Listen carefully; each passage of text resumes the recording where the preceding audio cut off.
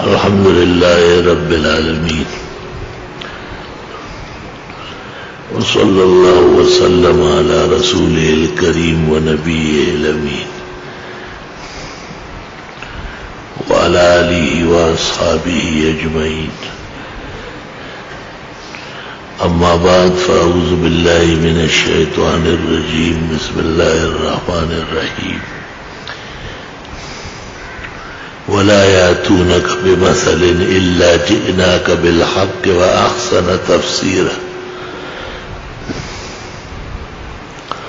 اللهم صل وسلم على النبي وعلى آله وأصحابه وبارك وصل وسلم عليه.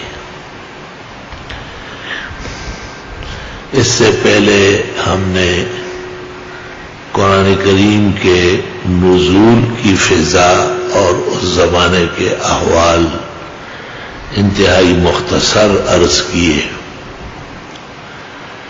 کہ 4 بڑے طبقے تھے: یہود، نصارا، صابئین اور مجوس.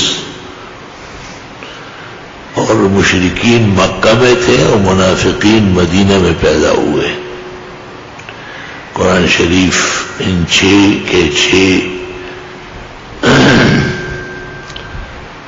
کفار اور مشرکین اور اہل کتاب کی مذمت کرتا ہے. قرآن کریم کا موضوع بتایا کہ وہ دعوت الی اللہ ہے، جس میں اللہ کی توحید اور تفرید، العبادت المخلصہ کا اثبات ہے، اور ہر طرح کے کفر اور شرک اعتقادی یا فعلی کا رد ہے. شرک اعتقادی کی قسمیں بتائی: فی العلم، فی الدعا، فی التصرف، فی العبادہ. اور شرک فعلی کا کہا کہ وہ متنوع ہے، انواع متعددہ میں ہر ملک، ہر علاقے کے علیحدہ رسوم ہے. اگر وہ صرف عمل تک ہے تو فعلی شرک ہے، اور اگر اس میں عقیدہ بھی کار فرما ہے تو شرک اعتقادی بھی ہے.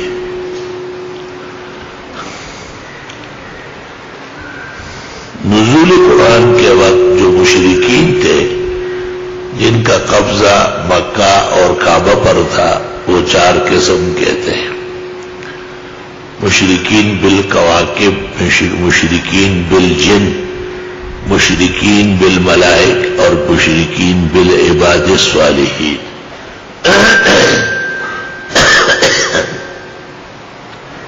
قرآن کریم نے نہایت تفصیل کے ساتھ، حکمت متعالیہ کے ساتھ ان تمام کا رد کیا ہے اور ان کی بے بسی اور عجز بیان کیا ہے، اور اللہ کی وحدت، فردت، العبادت المخلصہ للہ وحدہ کے عنوان سے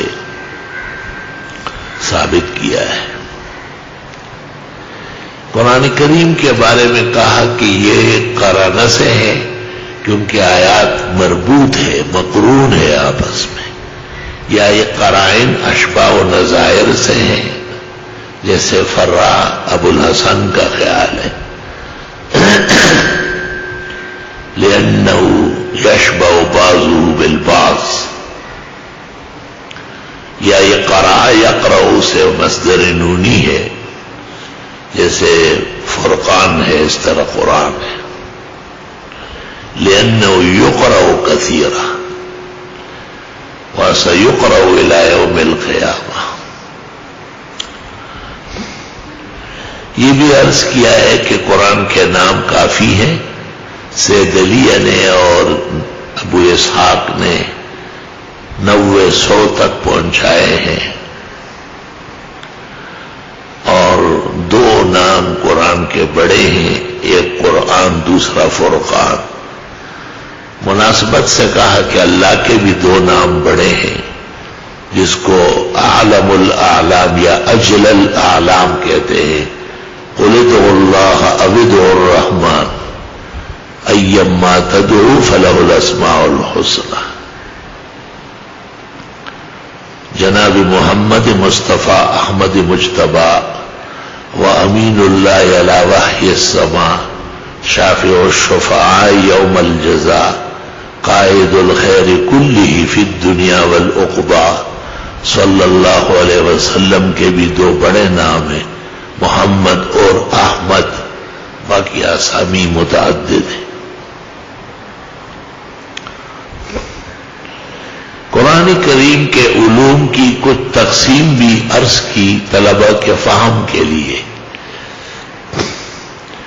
کہ ایک تقسیم غزالی کی ہے المتوفى 505 ہجری، اور وہ جواہر القرآن و دررہ میں موجود ہے، جو دنیا کی بسیط تفاسیر میں ہے اور 500 زخمات مجلدات میں ہے۔ اس کی ایک فہرست سی کسی نے شائع کی ہے، 128 صفحے۔ غزالی نے کہا ہے کہ علوم قرآن 10 ہے اور 8 فاتحہ میں ہے۔ الحمدللہ یہ علم الذات ہے، رب العالمین، افعال ہے، الرحمن الرحیم، اسماء ہے یا صفات ہے، مالک یوم الدین معاد اور وقوع قیامت ہے، ایاک نعبد تعبد ہے، ایاک نستعین استعانت ہے، اہدنا دعا ہے، اور آگے موافقین و مخالفین کا تذکرہ ہے۔ غزالی کا خیال یہ ہے کہ 2 علم رہ گئے، ایک فقہ اور دوسرا جہاد، لیکن بعد میں آنے والے مفسرین نے بصد آداب عرض کیا ہے کہ تعبد فقہ ہی سے ہوگا، عبادت کیسے ہوگی جب تک فقہ نہ ہو؟ تو احکام آ گئے، فقہ موجود ہے، اور جب مغضوبین اور ضالین کے ضمائم آ گئے تو جہاد فرض ہو گیا۔ لہذا 10 کے 10 علوم جو قرآن میں ہیں وہ فاتحہ میں موجود ہیں۔ ایک تقسیم مولانا شبیر احمد صاحب عثمانی کی مشہور ہے، شیخ القرآن نے اسے جواہر کے ابتداء میں نقل کیا ہے کہ قرآن کریم میں عموماً 6 علوم ہیں، ایک توحید خداوندی ہے، دوسری رسالت المرسلین ہے یا نبوت الانبیاء ہے، اور تیسری قیامت ہے، اور چوتھے احکام ہے، پانچوں انعام یافتگان ہے جن کو موافقین کہتے ہیں، اور چھٹا ضمائم مخالفین ہے، مغضوبین و ضالین۔ ایک تقسیم رئیس المفسرین امام الموحدین مولانا حسین علی صاحب مرحوم کی بھی ہے کہ 4 مسئلے بنیادی ہے، ایک خالقیت تعالی ہے، اور دوسرا ربوبیت ہے، اور تیسری اسماء و صفات ہے، اور چوتھا قیامت ہے، اور ہر مسئلہ الحمدللہ سے فاتحہ میں آخری مائدہ تک اکثر مسائل اللہ تعالی کے خالق ہونے کے ہیں، اور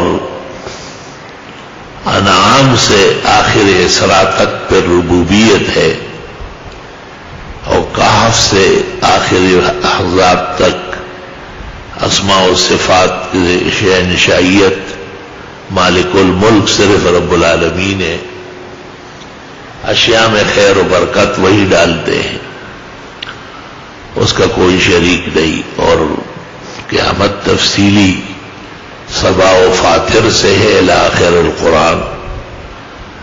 تو خالقیت الحمدللہ سے شروع ہے اور آخر مائدہ تک، اور رب العالمین ربوبیت ہے، یہ تشریع انعام تا آخر اسراء ہے، اور کہف الحمدللہ الذی انزل علی عبدہ الکتاب ولم یجعل لہ عوجا،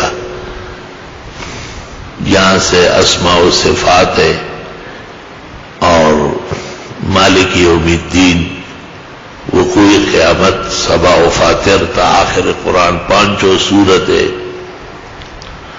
الحمد سے شروع ہے، کیونکہ امت محمدیہ کو حمد کے ساتھ سروکار ہے۔ تعالیٰ نے پیغمبر کو جو مقامات دیے ہیں وہ بھی محمدیت اور احمدیت ہے. سب سے بڑی عبادت نماز ہے اور وہ اللہ کے حمد و ثنا سے مفتح و مصدر ہے. ہر نعمت کی تکمیل پر امت الحمدللہ بجا لاتی ہے. قیامت کے دن امت کا نام بھی حمادون ہوگا. اور پیغمبر کہتے ہیں بخاری مسلم کی حدیث میں اللہ مجھے ایسے محامد دے دے گا جو اس سے پہلے مجھے نہ ملے ہو. ان محامد سے میں اس کا شکر و سپاس کروں گا اور مجھے اجازت شفاعت ہوگی. اور جو جھنڈا آپ کے ہاتھ میں ہوگا جس کے نیچے تمام نجات یافتہ لوگ ہوں گے اس کا نام بھی لواء الحمد ہے.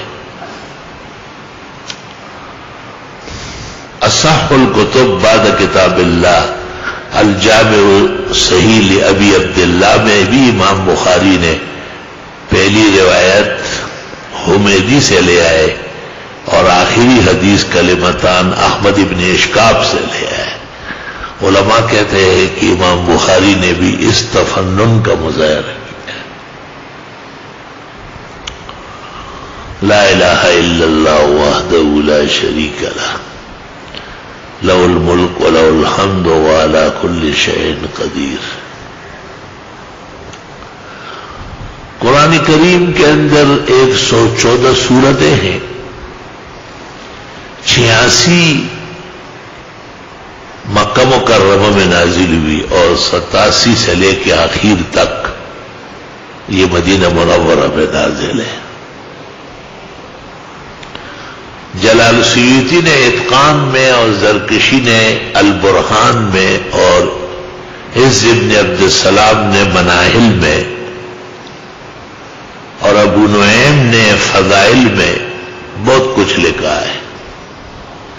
گزشتہ سالوں کے مقدمات مفصل ہیں. لیکن آخر مستقر علیہ امر المفسرین وہ یہ کہ فما نزل قبل الہجرہ مکی وما نزل بعد ما ہاجر الی المدینہ فمدنی.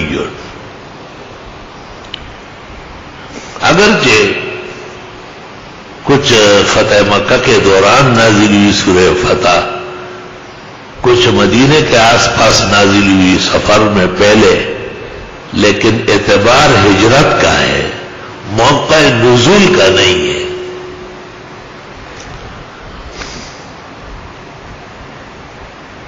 اس نزول کو بعض اکابر نے محفوظ بھی کیا ہے، جیسے اقرأ باسم ربک الذی خلق کی ابتدائی 5 آیات اول ما نزل ہے، تقریباً مجمع علیہ. اور دوسری صورت مزمل ہے اور تیسری مدثر ہے اور چوتھی صورت قلم ہے اور 5واں سورہ فاتحہ ہے.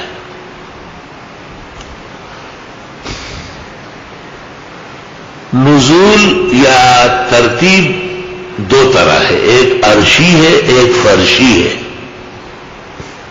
طلبہ کی سہولت کے لیے بل ہوا قرآن مجید فی لوح محفوظ، لوح محفوظ میں جو قرآن ہے وہ اس طرح ہے جس طرح موجودہ دنیا میں ہے،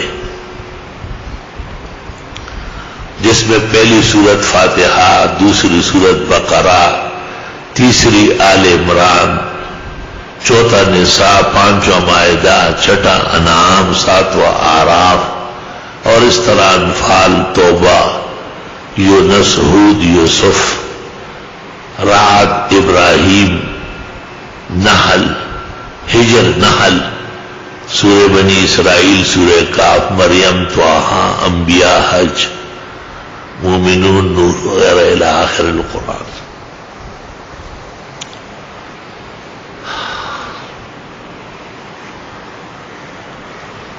مشہور تو یہی ہے کہ یہ اجتہادی ہے، لیکن امعان نظر سے پتہ چلتا ہے کہ صحابہ معمور تھے اور ان کے پاس نزول کا علم محفوظ تھا، اس لیے انہوں نے یہی ترتیب بنیاد بنائی اور اس کے خلاف ترتیب کی اجازت نہیں دی۔ شاید بعض بزرگوں کے ساتھ سختی کرنی پڑی تاکہ اختلاف اس میں واقع نہ ہو جائے۔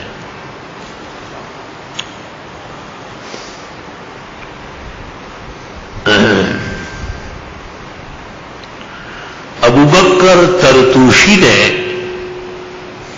606 تقریباً امام راضی کی وفات کا سال ہے، یہ بھی بعض کہتے ہیں کہ وہ 666 میں ابو بکر ترتوشی نے لکھا ہے کہ ترتیب بین الصور من الفاتحہ الی والناس توقیفی اور سماعی لیس بامر اجتہادی۔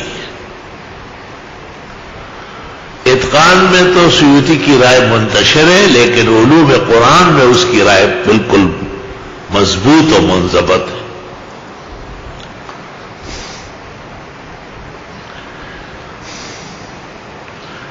اس لیے قرآن شریف کے علوم میں سے ایک علم نزول القرآن ہے، چونکہ اس میں تفصیل بہت زیادہ ہے اور ربط یابس اقوال بھی ہے۔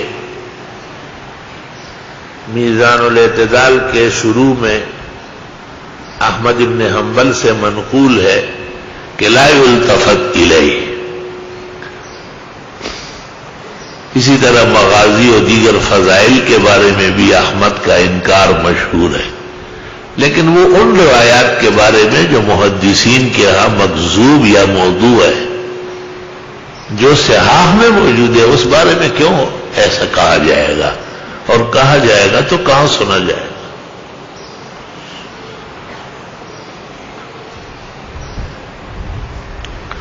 اس موضوع پر بھی مستقل کتابیں لکھی گئی ہے، جلال الدین سیوطی کی کتاب ہے اور داؤدی کی کتاب ہے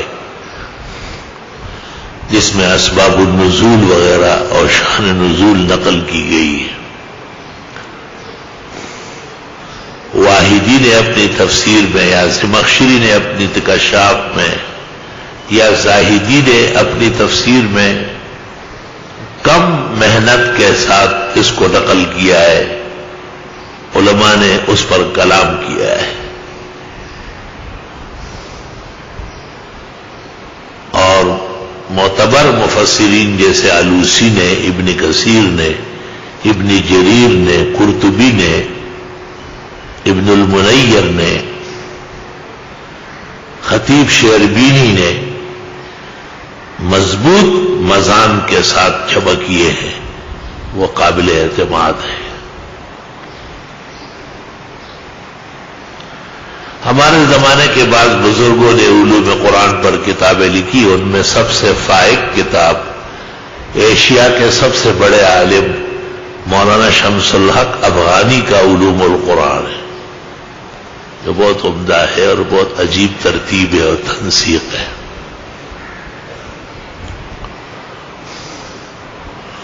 وہ دارالعلوم دیوبند کے دار التفسیر میں شیخ التفسیر رہے ہیں۔ وہ شاگرد تو امام الاثر مولانا انور شاہ و مولانا شبیر احمد عثمانی کے ہیں، لیکن ان دونوں بزرگوں نے ان پر بھرپور اعتماد فرمایا ہے۔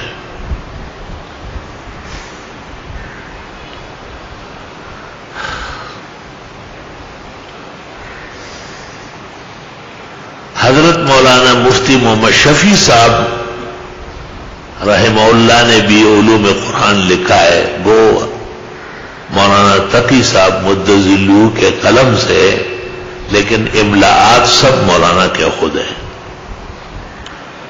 اور انہوں نے تفسیر معارف القرآن جو 8 جلدوں میں لکھی ہے، جو اہل حق کا بہت بڑا خزانہ ہے، یہ اس کے لیے مقدمہ ہے علوم قرآن۔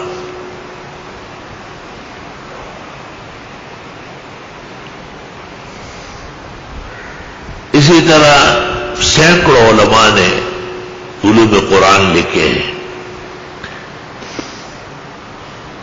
شیخ القرآن مولانا غلام اللہ خان نے بھی جواہر القرآن کے نام سے ایک اصول نقل کیے ہیں اور بہت ہی کارگر اور ممد ہے.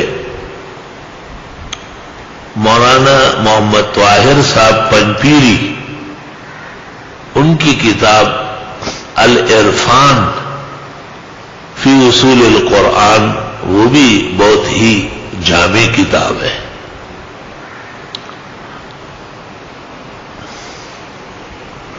قدماء علماء میں ابو نعیم اصفہانی کی فضائل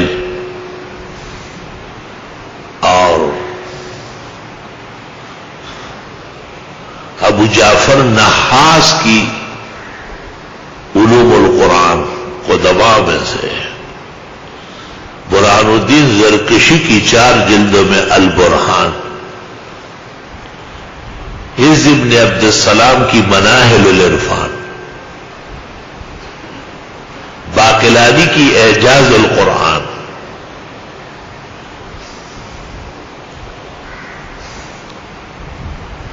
بہت ہی مفید اور قابل توجہ کتابیں ہیں. علماء نے ہر دور میں اس سے استفادہ فرمایا ہے.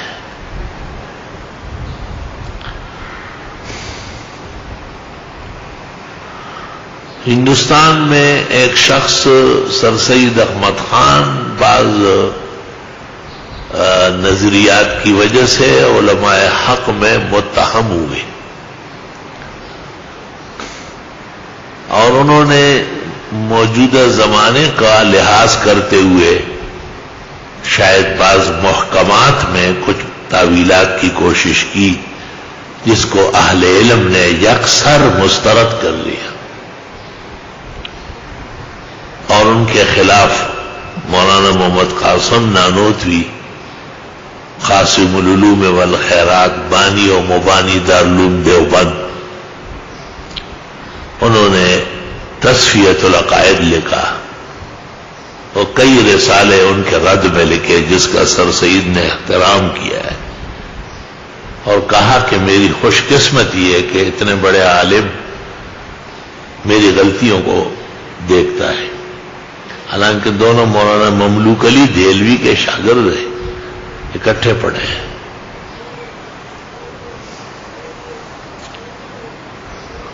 سر سید نے ترجمان القرآن کے نام سے ایک تفسیر لکھی.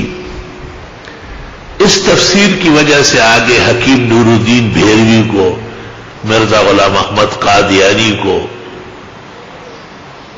نیاز فتح پوری کو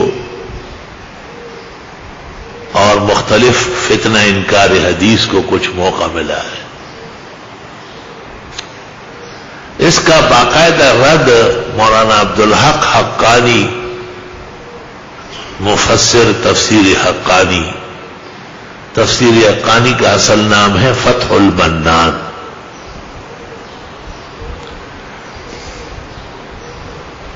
یہ حقیقت میں سر سید کی خطیات, شطحیات اور بہت سارے کمی کوتاہیوں کو واضح کرتی ہے. حضرت مولانا عبدالحق حقانی نے اپنی تفسیر کے لیے ایک مقدمہ لکھا ہے, اس کا نام ہے البیان, جو تفسیر فتح المنان کا مقدمہ ہے. استاذ گرامی قدر حضرت مولانا محمد یوسف صاحب بنوری فرماتے تھے کہ وہ منن اللہ علی الامہ, یہ مقدمہ جو مولانا کے قلم سے ہے اللہ کے احسانات میں سے ہے. یہ جامع کتاب وہ نیچریوں سے اور ہندو دھرمیوں سے اور سکھ گرنتھیوں سے اور لامذہبوں سے مناظرے کے قواعد و ضوابط ہے, لیکن حقیقت میں اس کو مقدمے میں ہی کہا ہے کہ سر سید کو, سید احمد خان نام ہے اس کا, اس کو نشانہ بنایا ہے.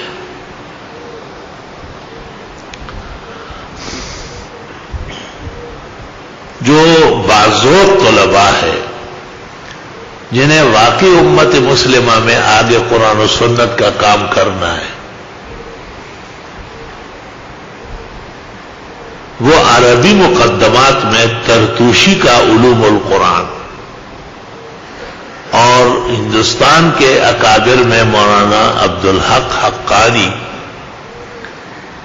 مفسر تفسیر حقانی کا مقدمہ البیان ضرور حاصل کرے اور اسے دیکھے.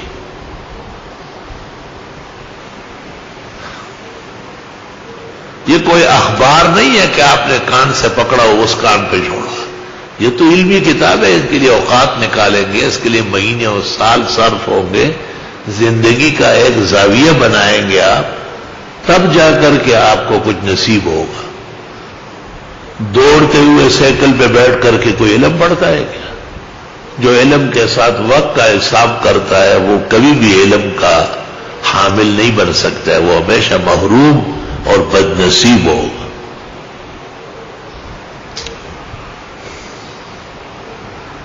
علم کے تو بس ہو جائے, اور ایسا ہو جائے کہ سب کچھ اسی میں فنا ہو, تب جا کر کے اللہ آپ کو آفتاب و ماہتاب کی طرح روشن کرے گا.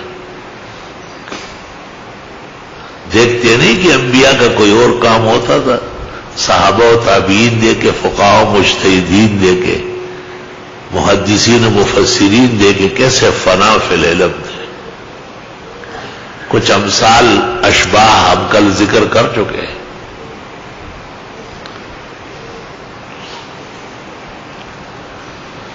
جناب رسول اللہ صلی اللہ علیہ وسلم کو اللہ تعالیٰ نے جو قرآن کی اور سنت و حدیث کی وحی فرمائی, ساتھ ہی اس کو علم اور فہم بھی دیا. قرآن کی بہت ساری آیتیں, لیکن عجیب بات ہے کہ 4 آیتوں میں 4 مقامات ذکر ہوئے. ربنا وابعث فیہم رسولا منہم یتلو علیہم آیاتک ویعلمہم الکتاب والحکمہ ویزکیہم انک انت العزیز الحکیم. جس میں 4 مقامات نبوت کے بیان ہوئے ہیں: تلاوت الآیات, تعلیم القرآن, تعلیم الحکمت اور تزکیہ. دوسرے پارے میں پھر یہی آیت ہے: کما ارسلنا فیکم رسولا منکم یتلو علیکم آیاتنا ویزکیکم ویعلمکم الکتاب والحکمت ویعلمکم ما لم تکونوا تعلمون فاذکرونی اذکرکم واشکروا لی ولا تکفرون. چوتھے پارے میں پھر اور عنوان سے: لقد من اللہ علی المؤمنین اذ بعث فیہم رسولا من انفسہم یتلو علیہم آیاتہ ویزکیہم ویعلمہم الکتاب والحکمہ وَإِن كَانُوا مِن قَبْلُ لَفِي ضَلَالٍ مُبِينٍ. اور چوتھی جگہ سورہ جمعہ ہے: وَالَّذِي بَعَثَ فِي الْأُمِّيِّينَ رَسُولًا مِّنْهُمْ. اور وہاں بھی 4 مقامات: تلاوت الآیات, تعلیم الکتاب, تعلیم الحکمت اور تزکیہ, یہ بیان ہوئے ہیں. بخاری شریف میں جابر ابن عبداللہ کہتے ہیں: کان النبی صلی اللہ علیہ وسلم یعلمنا الاستخارہ فی الامور کما کان یعلمنا سورۃ من القرآن.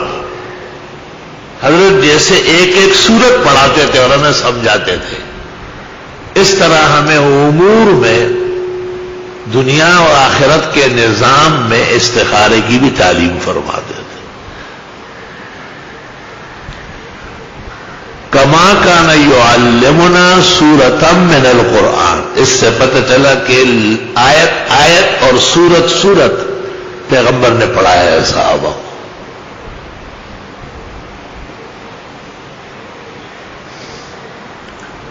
اور ظاہر ہے کہ صاحب وحی ہے, صاحب قرآن ہے,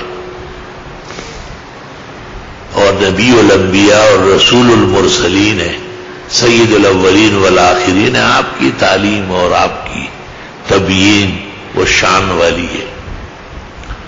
لِتُبَيِّنَ لِلنَّاسِ مَا نُزِّلَ إِلَيْهِمْ جو کچھ ان کے لیے نازل ہو رہا ہے آپ بیان فرمائیں گے.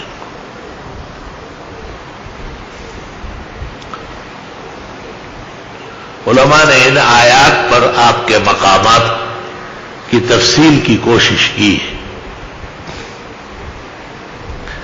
تلاوت الآیات جو ہے یتلو علیہم آیات کا، علماء کہتے ہیں کہ صرف اور نحو، تجوید، قرات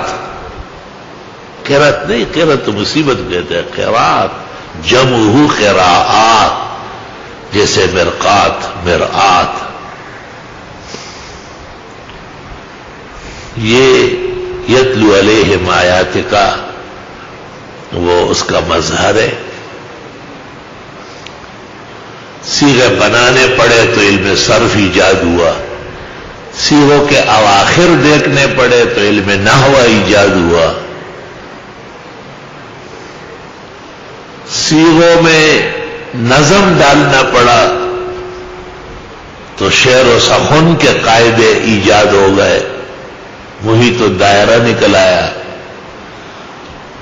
پختہ کرنا پڑا تو منطق نکل آئی. افسوس طالب علم منطق کا نام سن کے پریشان ہوتا ہے سب،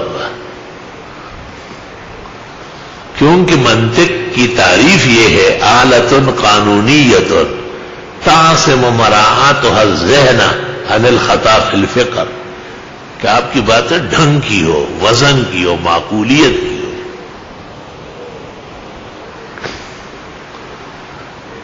منطق و حکمت تحری اصطلاح گرب خوانی اند کی باشد روا. منطق و حکمت تو سمجھنی پڑے گی، اصطلاحات کلی و جزئی ہو، اشکال اربعہ ہو، یہ سب فتوے میں کام آتے ہیں.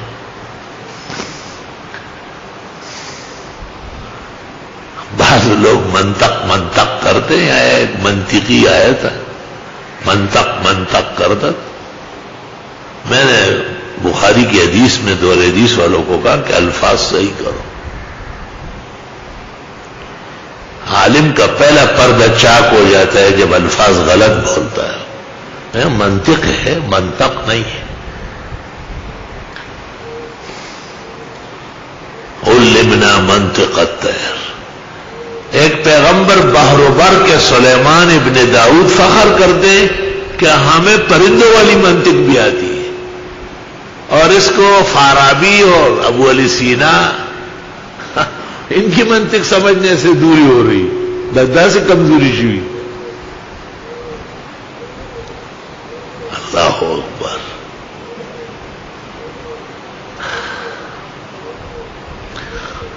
مناطقہ کے ایک بڑے عالم ہیں میر زائد، یہ شاہ عبد الرحیم کے استاد ہیں اور آگرہ کے مفتی اعظم تھے. شاہ عبد الرحیم شاہ ولی اللہ کے والد. تو ایک دن شاہ عبد الرحیم کو کہا، عبد الرحیم بازار سے کباب لے آؤ، روزہ افطار کرنا ہے، منہ کا مزہ بہت خراب ہے. وہ کباب لے آیا، 1 روپے کے کباب لے آیا. روزہ افطار ہوا تو حضرت نے پوچھا عبد الرحیم کباب بہت زیادہ نہیں تھے؟ کہا جی حضرت، تو کباب والے کا کوئی مقدمہ ہے آپ کی عدالت میں؟ کہا کہ ذرا خیال رکھیں. آپ نے کہا یا ظالم افسدت علینا صومنا سائر اليوم، چٹول رجل غلوم آتا کا اور رشوت تھے. بہت خفا ہو گئے کہ ہمارا روزہ برباد کیا. احتیاط دے کے، تقویٰ دے کے.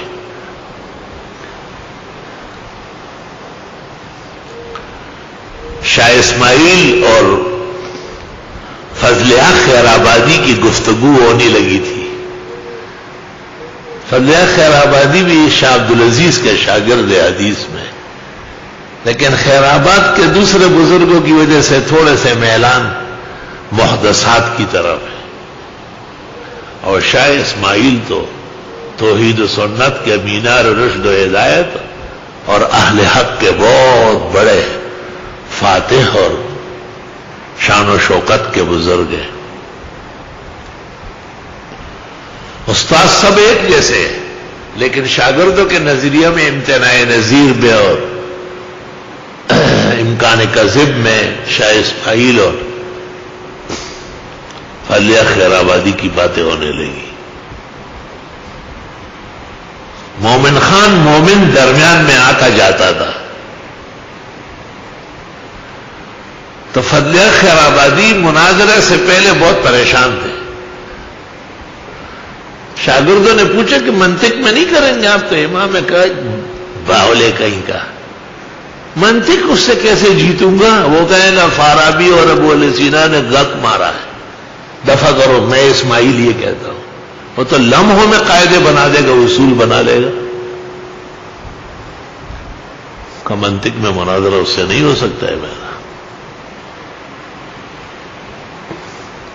تو لوگوں نے پوچھا کہ پھر آپ بتایا کہ لغت میں کروں گا. لغت توقیفی ہوتی ہے، اس میں رائے نہیں چلتی. بہت اچھی بات کہی اور شاہ صاحب کے مقام سے واقف تھے.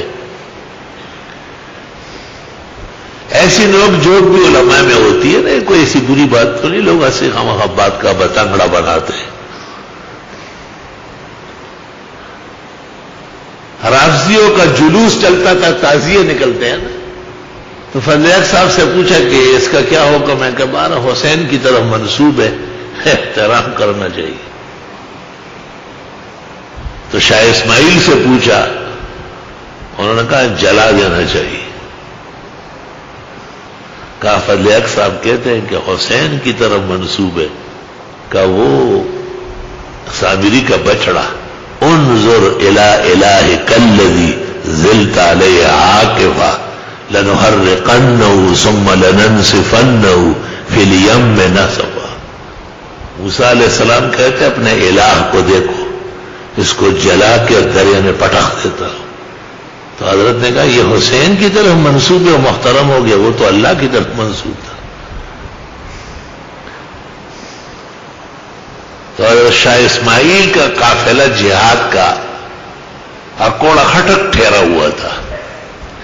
تو یہ کندیا سلم کی شرح جس نے لکھی ہے، یہ بابا جی کندیا سے اتر آئے تھے اور شاہ صاحب سے کہا کہ مجھے آپ سے مناظرہ کرنا. آپ نے کہا کس چیز میں؟ کہا منطق میں. کہا پھر بات کھڑے کھڑے کرو، اگر فقہ یا حدیث تفسیر ہے تو احتراماً بیٹھنا ہوگا، منطق تو آپ کی بھی ہے اور میری بھی ہے. شاہ صاحب گوڑا صاف کر رہے تھے، خرخرہ کول ہے. اگر یہ قائدی ذکر کہو شاوا. وہ تو حیران ہو گیا، پہاڑی آدمی تو کیا ذکر کرے گا؟ شاہ سے منطق قدیم اور جدید کے 14 اور 6 قاعدے علیحدہ علیحدہ ذکر کیے اور ہر ایک کے اصول و فروع بیان کیے. دیکھا تو کندیا بابا پھر آدھے پہاڑ تک پہنچا ہوا، کمنڈ ہوتا سے لا الہ الا اللہ. ہمارے علماء اور ہمارے سلف منطق کے علماء نہیں، ائمت ہیں، نقاد ائمت ہیں. منطق میں بہترین کتاب جس کا ثانی نہیں ہے وہ بدیع المیزان ہے. مومن آبادی کی، اسی مومن آبادی کی تھا فتاوی امینیہ والا، اس کی تفسیر بھی ہے الشہاب، 848 میں فوت ہوا ہے. اور نحو میں جمع الجوامع اور صرف میں مغنی اللبیب ابن ہشام کی.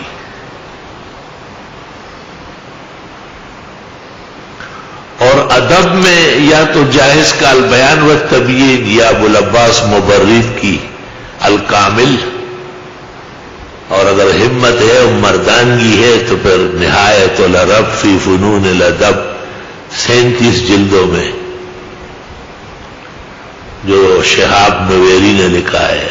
اور اس عاجز اور فقیر کے خیال میں روئے زمین پر علم ادب کے میدان میں اس کی نظیر نہیں.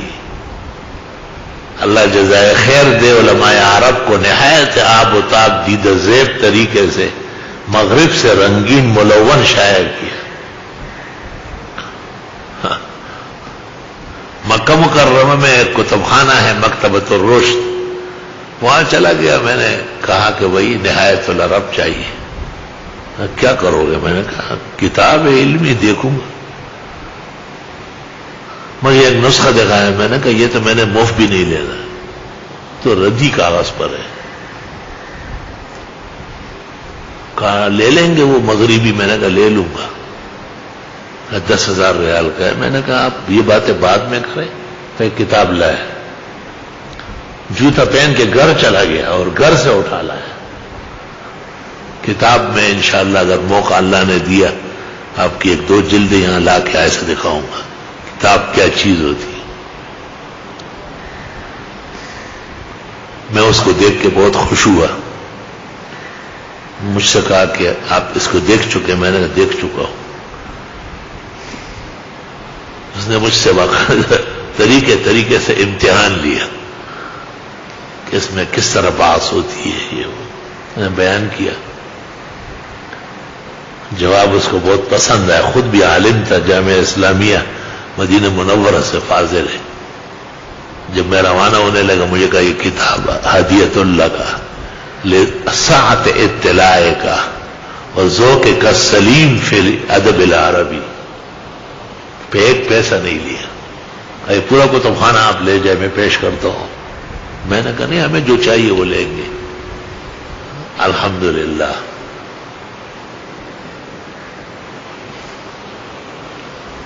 کشف المشکل ابن الجوزی کی دیکھی 4 جلدوں میں. کتب خانے والے نے کہا آپ نے پہلے دیکھی؟ میں نے کہا یہ تو نہیں دیکھی, لیکن جہاں سے یہ چوری ہوئی ہے وہ دیکھی. کہاں سے چوری؟ میں نے کہا تحاوی کی مشکل الاثار سے سرقہ ہے. مجھے کہتا ہے آپ عمرے کے لیے آئے, حج کے لیے آئے, توبہ کرو. میں نے کہا توبہ کو ابن الجوزی کو کرنا چاہیے تھا جو تحاوی سے چوری نہ کرتا. میں کیوں توبہ کروں؟ کیا ثابت کریں گے؟ میں نے کہا آپ مشکل الاثار لائے. مشکل الاثار لے آیا. میں نے 4 جگہ دکھائی کہ دیکھو سرقہ اور حوالے میں فرق ہے. ان کو کہنا چاہیے کہ روت تحاوی, بات ختم ہو جائے گی. عالم عالموں سے لیتے ہیں, لیکن یہ اپنا دکھاتے ہیں اور یہ ہمارے امام تحاوی کی محنت ہے. مجھے دیکھتے ہیں اور آنکھوں سے آنسو پوچھتے ہیں. کہتے ہیں شیخ دونوں آپ کی قدردان لوگ ہیں, ایسی قدر میں نے نہیں دیکھی. کشف المشکل 4 جلدوں میں. اللہ آپ کو توفیق دے دے کہ بڑی اچھی کتاب ہے. قرآن کریم کی بعض آیات یا بعض احادیث ایسی ہے کہ ان میں کچھ تأمل ہے, تو اس کا جواب دیا ہے امام طحاوی وسیع الاطلاع.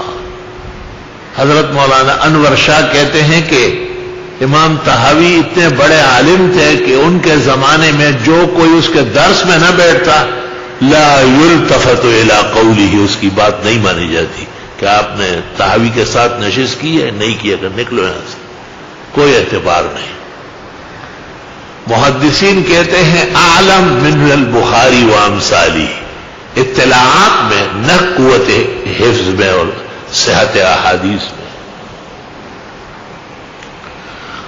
امام طحاوی کے علوم میں بھی اللہ نے برکت ڈالی. ایک کتاب لکھی ہے اختلاف الفقہاء, 700 جلدوں میں لکھی ہے کہ علماء کرام کے اختلافات ہوتے ہیں, اختلاف کس درجے کا ہوتا ہے, اختلاف کس رنگ کا ہونا چاہیے, اختلاف سے نقصان کو کیسے روکا جائے, اور ادب و احترام کا عالم دے کے. مصر کے علماء نے ایک مسئلہ میں غلطی کی, امام طحاوی نے کہا مسئلہ غلط ہے. بادشاہ نے کہا سامنے ہو جو, آپ نے فرمایا اکٹھے کرو مولویوں.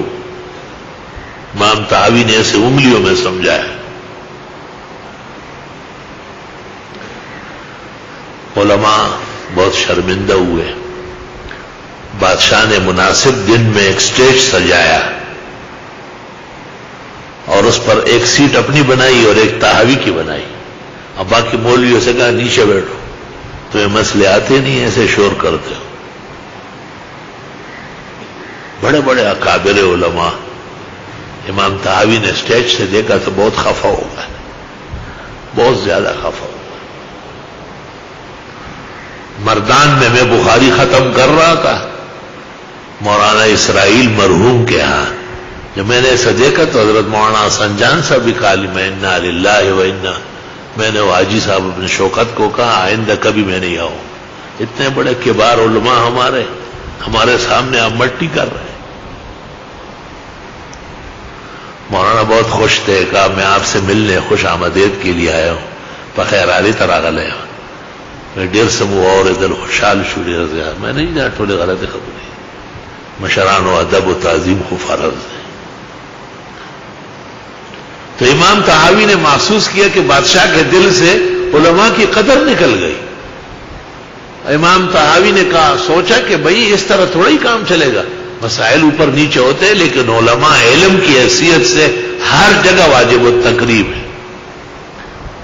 چنانچہ امام طحاوی نے کھڑے ہو کے کہا کہ میں نے دوبارہ نظر ڈالی، علماء کا مسئلہ صحیح ہے اور میرا غلط ہے۔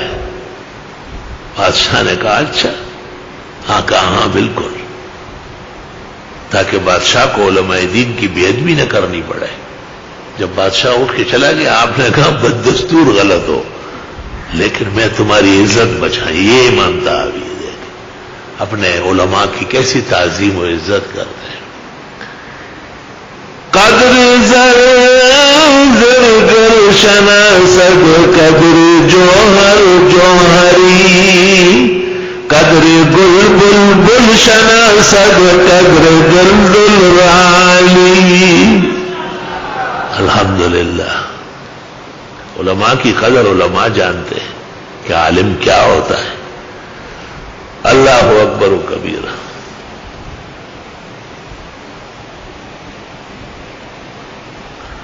سبحان اللہ و بحمدی سبحان اللہ العظیم۔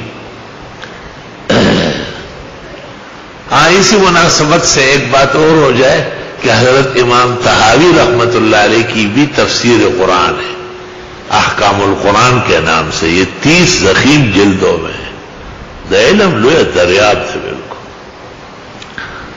اور بعد کے پوری دنیا کی تفاسیر احکام یہاں سے ماخوذ ہے۔ امام طحاوی سے پہلے پوری دنیا میں مجھے کوئی احکام القرآن دکھائے نہیں دکھا سکتا۔ جس سرازی کرخی کے شاگرد نے لکھی بہت بہترین ہے، اور امام شافعی کی کتابوں سے بویتی وغیرہ نے جمع کی ہے، لیکن سب طحاوی کے بعد۔ طحاوی اسعد السادات علوم میں و کمالات میں، خاص کر تفق و تبحر میں لا نظیر لہو وا بحر لا سائل لہو، ایسا سمندر ہے جس کا کنارہ نہیں۔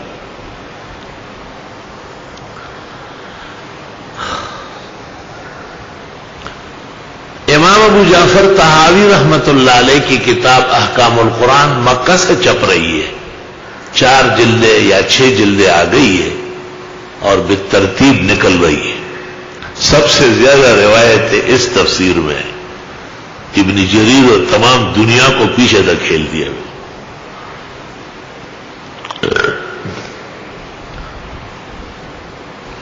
اللہ کا لاکھ لاکھ شکر، کرم، احسان اور مہربانی، نام کتاب روئے زمین میں نہیں ہے جس کا وجود ہو، خواہ مطبوع ہو یا مخطوط ہو، مگر کسی نہ کسی طرح اس فقیر و عاجز کو اللہ پہنچا دیتا ہے۔ شاید ہماری جنون کے درجے میں جو محبت ہے اللہ اس کی قدر کر دیتا ہے۔ محبت تجھ کو آداب محبت خود سکھا دے گی۔ اللہ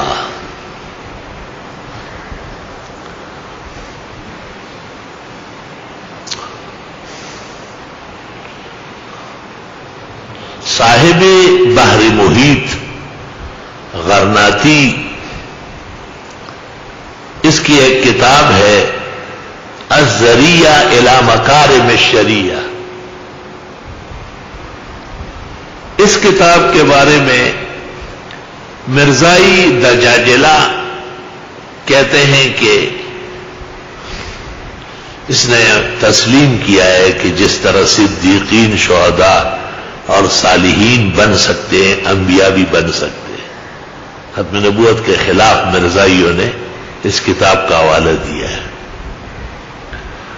تو ختم نبوت پر ہمارے بڑے علماء نے کام کیا اور خوب کیا ہے. اللہ ان کو جزائے خیر دے اور ان کے قبور منور و معطر فرمائے. لیکن آخری ادوار میں مولانا منظور چنوٹی آیۃ من آیات اللہ تھے. ان کا چنوٹ اور ربوہ آمنے سامنے.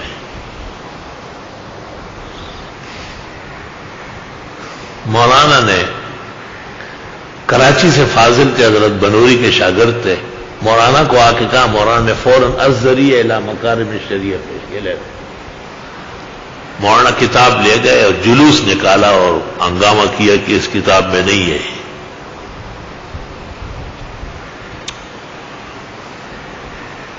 ان کے ایک عالم تھے، قاضی نصیر کہلاتے تھے. ان کو بہت فخر تھا اس پہ کہ یہ مظہر ہے غلام احمد قادیانی کا اور یہ ثانی ہے نور الدین بھیروی کا. کتاب جب وہاں پہنچ گئی تو وہ خاموش ہو گیا. مرزائیوں کی طرف سے کوئی جواب نہیں آیا. 30 سال بعد پھر مرزائیوں نے کہا کہ نہیں، اس کتاب میں مل گیا ہے.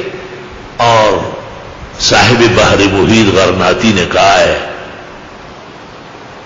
کہ نبوت بھی مقصوبہ ہے، حاصل ہو سکتی ہے اچھے اعمال اور محنت سے. مولانا تشریف لے آئے. پھر حضرت بنوری کا وصال ہو گیا تھا، کتب خانہ شاید تقسیم ہو گیا تھا وہ رسا میں. الذریعہ الی مکارم الشریعہ نہیں ملی. مجھے کہا کہ ڈاکٹروں نے مجھے سفر سے منع کیا ہے، میری طبیعت بہت خراب ہے، لیکن یہ دن جو آج کل ہے میں نے کبھی نہیں دیکھے. اللہ تعالیٰ اس میں مجھے موت نہ دے. مرزائیوں کی بات میرے اوپر رہے. یہ میں نے کہا کتاب میں پیش کرتا ہوں. کہتے بس پھر مرا تو مرا نہیں ہوگا. مولانا تشریف لے گئے. میں نے اپنے 10 کے 10 کتب خانے خود کنگال مارے. کتاب غائب ہے. یار دسنگا چل رہا ہے توبہ میں. یاد آیا کہ امام مسلم حدیث کی تلاش میں کیسے فوت ہو گئے تھے. ایسا کہ یہ نہیں کہ کھجورے کھاتے گئے، وہ کو دمنا کھیٹا ہوس غلط خبری مشرانوں میں سے کہیں. فکر تھی بہت زیادہ. حدیث ڈھونڈ رہے تھے مسودات میں اور روایت مل نہیں رہی تھی. اتنی فکر سے پھر شوگر ہو ہی جاتی ہے، اور شوگر پھر میٹھے کو نہیں برداشت کرتی ہے. حسین تعبیر کیا کریں. بزرگوں کی تقدس اور ان کی تعظیم کو ملحوظ رکھ کر جب اچھی تعبیر ہو سکتی ہے تو ناقص تعبیر کیوں کر دیجیے. کھجور کھاتے کھاتے مر گئے جتنا پھٹو تھا.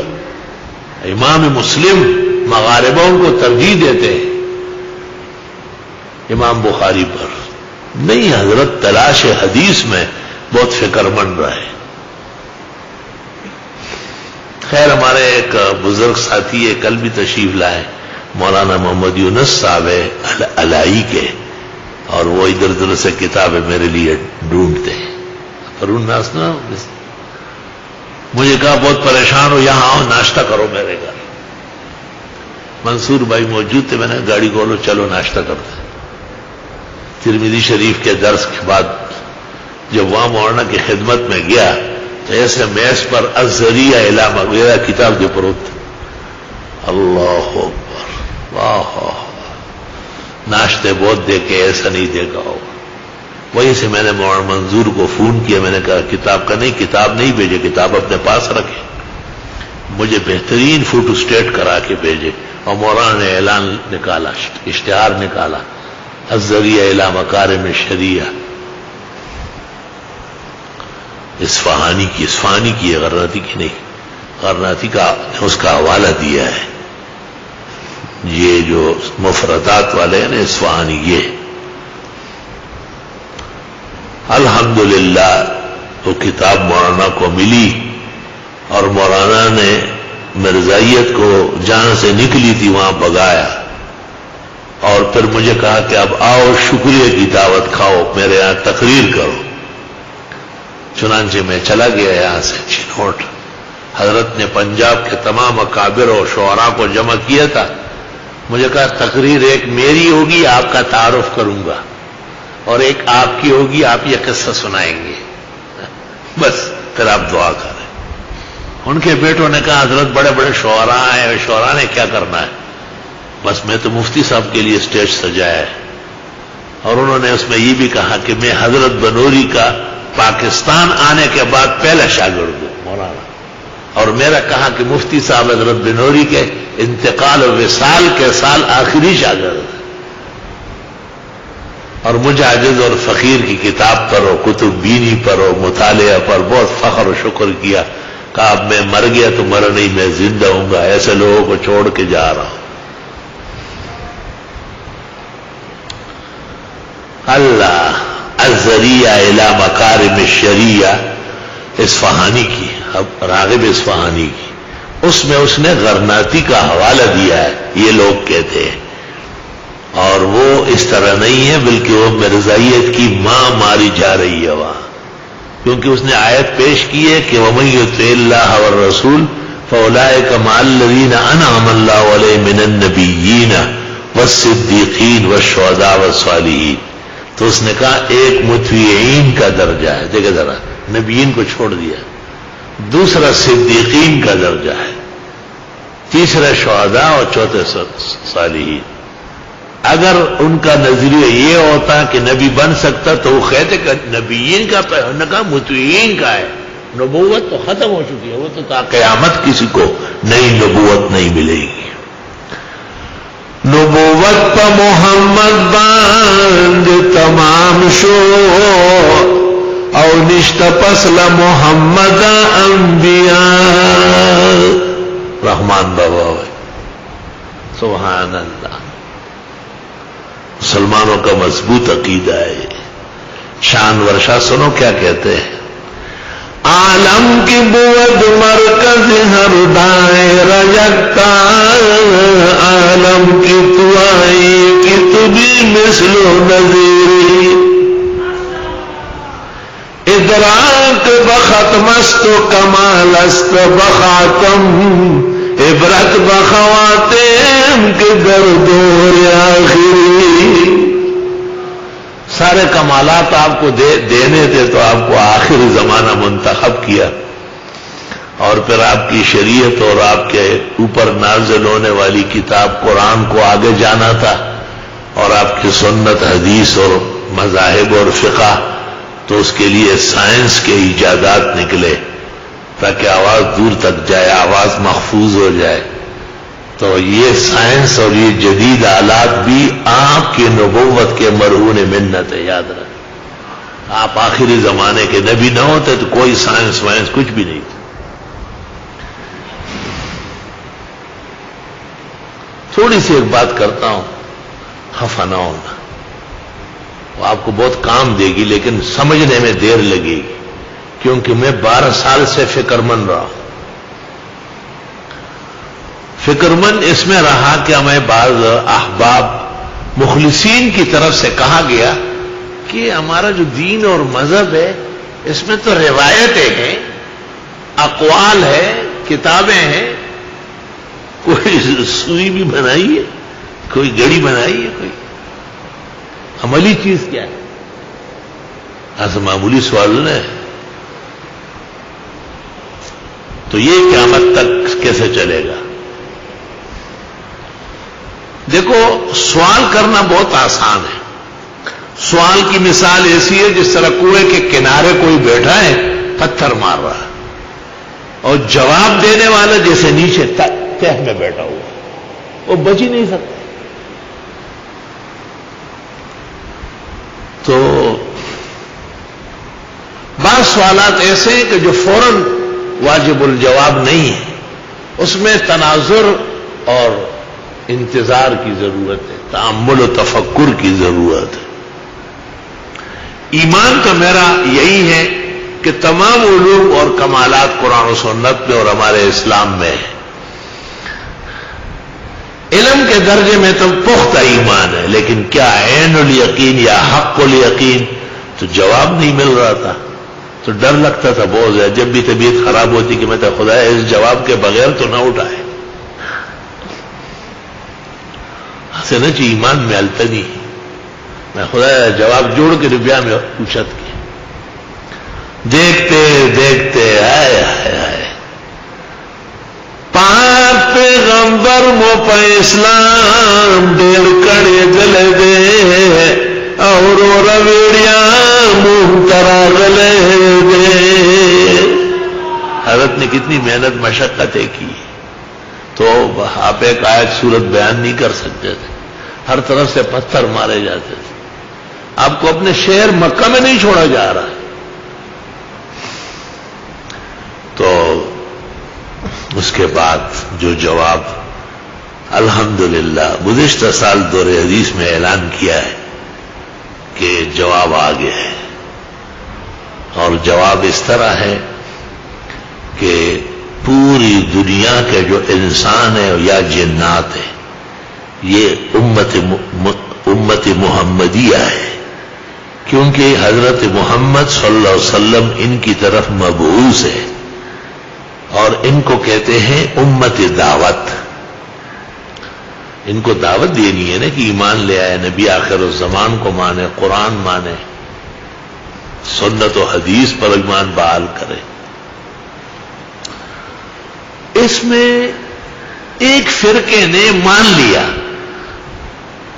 کلمہ پڑھا، ان کو کہا پانچوں نمازیں پڑھو، قرآن شریف سنت حدیث کی خدمت کرو، بس کھڑکی قریب ہے جاؤ.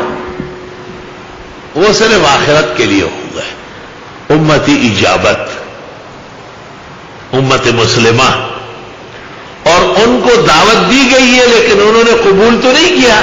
تو ان کو کہا تم یہ ساری دنیا کے کام کرو، نوکر ہو کہیں مزدور ہو.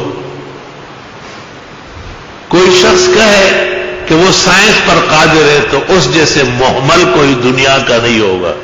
جس نے جہاز بنایا ہے، آپ کو پتہ ہے وہ جہاز کے حادثے میں مرا ہے. سلیمان علیہ السلام کا تخت کبھی گرا تھا؟ جہاز میں جب حادثہ ہو گیا کار بس کا اور اس میں بادشاہ بیٹھا ہو تو وہ بچ جائے گا. تو سائنس چونکہ انہوں نے اسلام قبول نہیں کیا تو ان کے اختیار میں نہیں. تخریب غالب ہے، تعمیر نہیں. ایسا میزائل مار سکتے کہ ہزاروں آدمی مر جائے، ایک علاج پوری دنیا میں نہیں کہ ایک قیمتی آدمی کو 15 منٹ کے لیے زندہ کرے، مجال نہیں. یہ تو ویسے میں نے اس کے آپ کو نہایا بتایا، لیکن یاد رکھنا کہ یہ جو کفار ہے، امریکن ہے، برطانوی ہے، نیٹو ہے، دنیا کے جتنے بھی طاغوت ہے، سرکش عناصر ہے، یہ بھی امت محمدیہ ہے. وَبُعِثْتُ إِلَى النَّاسِ كَافَّةً. لیکن انہوں نے دعوت قبول نہیں کی تو یہ امت دعوت ہی رہی. دعوت اس کو نہیں کہتے کہ صبح آپ کہے اور شام کو 6 نمبر یاد ہو جائے. دعوت اس کو کہتے ہیں کہ زندگی آپ کی اس میں کھپ جائے. تو کہ دربند ہوئے شتن باشی، عشق بازی دروغ زن باشی، گر نشاید بدست راہ گردن، شرط عشقست در طلب مردن. دعوت اس کو کہتے ہیں کہ جس گل کو دل دیا ہے اور جس پھول پر فدا ہو، یا وہ بغل میں آئے اور یا جان قفس سے چھوٹے، اس کو دعوت کہتے ہیں. الحمدللہ ہمارے تبلیغی جماعت میں خیر غالب ہے.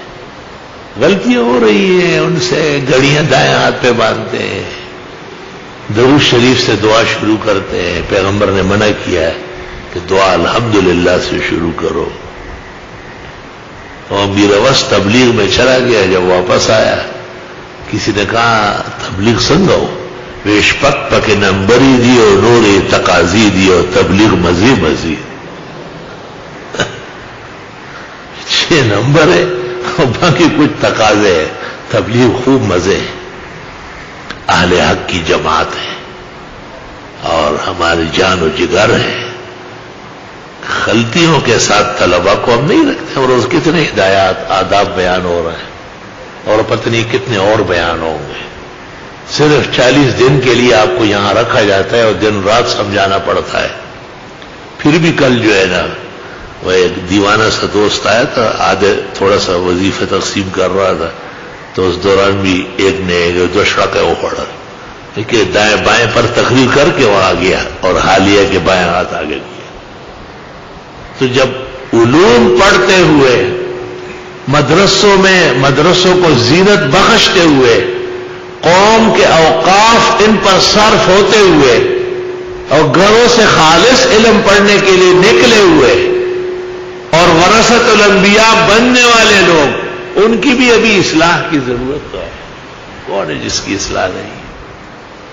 توبہ, استغفر اللہ استغفر اللہ. تو اگر تبلیغی بھائیوں سے کچھ کمی کوتاہی ہوتی ہے تو معافی کے لائق. اس دن ہمارے ایک بزرگ دوست نے کہا کہ آپ کو پتہ نہیں ہے ان کا, یہ بڑے ایسے اور ایسے ہیں. میں ان کو دیکھتا رہا. کہنے لگے عالموں کو لے جاتے, کہتے علم بھول جاؤ, یہاں علم کی باتیں نہ کرو, بس چپ چاپ رہو. میں نے کہا کہ ارمان یہ ہے کہ اس نے احسن العلوم میں نہیں پڑھا ہوگا. شاگت ہوتا سے وہی دی اور سو پل دا غیرت بچا چھتور کو. میں نے کہا یہ بات مناسب نہیں ہے. ایسا کہنا چاہیے کہ چونکہ آپ تبلیغ میں آئے ہیں, ہمارے تبلیغ کے بھی کچھ قاعدے ہیں, کچھ خدمت اور محنت ہے. ہم چاہتے ہیں کہ آپ اس میں بھی ہمارا اس طرح کہنا چاہیے. کسی عبد الوہاب یا کسی بھی بڑے سے بڑے آدمی کا یہ کہنا کہ آپ اپنے آپ کو جاہل سمجھے, قاد ان یکون کفرا, کلمہ کفر ہے, ایمان سے نکل جائے تو. اور یہ ان کے بزرگوں کا کہنا نہیں ہے, وہ تو بہت نیک خصلت بزرگ ہے ہمارے, عالم تو نہیں ہے, پوری طرح جاہل بھی نہیں ہے, لیکن مخلص اور تبلیغی رنگ میں رنگا ہوا شخص ہے. شاید تبلیغی جماعت کو جتنے فتنوں سے اور مصائب سے اور شدائد سے اور بڑے بڑے مبلغوں کے الہاد اور زندقت سے اس نے جماعت کو بچایا ہے. آپ کو پتہ چلے گا جب وہ نہیں ہوگا. وہی ارمان بہو کے وقت بتیری بیا بجہان واپس سے گورے ہو نہ بجا ہوا. پھر عبد الوہاب صاحب کی قدر آئے گی. اور سینکڑوں لوگ ہیں, وہ تو بوڑھا آدمی ہے, 95-97 میں ہو گئے. اللہ ان کی زندگی میں برکت دے, ان کو مولانا احسان کو اور جو اچھے لوگ ہیں سب کو صحت شفا عطا فرمائے. تو ہم تبلیغ کے سے دور نہیں ہیں, بہت قریب ہیں. ظہر کے بعد تبلیغ میرے حکم پر منعقد ہوتی ہے, اور یہ طلبہ کی تبلیغ ہے. لازماً جامعہ کے طلباء میں کوئی طالب کھڑے ہو کر تبلیغ نصاب پڑھے گا اور درود شریف والے حصے میں سے بھی ایک حدیث پڑھے گا. اور اس دوران جامعہ کے اساتذہ, ناظم صاحبان, ہمارے بھائی اور دوست, آپ دیکھتے ہیں کیسے کمر بستہ کھڑے رہتے خیال کے لیے, نگرانی کے لیے. یہ ادارے کا کام ہے. شام کو لوگ آتے ہیں, وہ دکان والے ہیں, کام کاج والے ہیں, وہ دن میں تو نہیں ہو سکتے. ان کا شام کو مغرب سے عشاء تک اور عشاء کے بعد مطالعہ اور تکرار کا لمحہ ہے. اس میں یہ اس تبلیغ میں نہیں بیٹھیں گے جو محلے کے دوست کرتے ہیں. وہ بھی دین کا کام ہے, ہمارا ہے, لیکن ہمارے اس وقت اپنا مطالعہ اور تکرار ہے. اگر اس میں کوئی دیکھا گیا تو صحیح نہیں ہوگا. یہ بھی یاد رکھو. جہاں آپ کی تبلیغی عبادت ظہر ہے, میں بھی اپنے آپ کو اس میں شریک سمجھتا ہوں. بیٹھتا تو محراب میں ہوں, لیکن آواز طالب کی آتی ہے, خوش ہوتا ہوں, بہت زیادہ دعائیں دیتا ہوں اور ان کے ساتھ دعا شروع کرتا ہوں. ان کی دعا چھوٹی ہوتی ہے, مختصر ہوتی ہے, کیونکہ طلباء کے اور بہت کام ہے. مجھ عاجز اور فقیر کے ذمہ تو احسن العلوم ہے, احسن التفسیر ہے, اور احسن المدارس ہے, احسن المقاصد ہے, احسن الدراسات ہے, الاحسن اسلامی فاؤنڈیشن ہے, ماہنامہ الاحسن ہے, اور جامع عثمان و مسجد طاہر ہے, اور فقیہ امت مفتی اعظم اسلام مولانا مفتی محمود کے نام اور یادگار زمانہ ثواب کے لیے مسجد بننے والی نوری آباد کی جامع مسجد، یہ سب کا ہمیں ہماری دعائیں زیادہ ہے، ہمیں احتیاج بہت، ضرورت مند بہت۔ شوق سے تبلیغ میں بیٹھا کرو، اور جہاں کہیں تبلیغ آئے آپ اس کی مدد کریں، چلے جائیں۔ جب آپ امام خطیب اور تبلیغی جماعت آئی، ایک وقت کا کھانا بھی کھلائے۔ قدیم نے سب نمری ان کو کہے کہ میرے ساتھ آج رات کو کل ناشتے میں بیٹھیں گے، ان کو کچھ ہدایات بھی دے، اپنے عالمانہ انداز سے ان کو مستفید فرمائے، خیر خواہی کے ارادے سے۔ خود موقع نہیں ہے تو دوست کو کہے گا بھائی جماعت آئی ہے، ہمارے محلے میں مسجد میں مہمان ہیں، ان کا احترام ضروری ہے۔ وہ بھی نہیں ہے تو چلو کسی وقت تم اعلان کرو کہ آج میں آپ کا اعلان کروں گا، صحیح طرح جیسے ان کا اعلان۔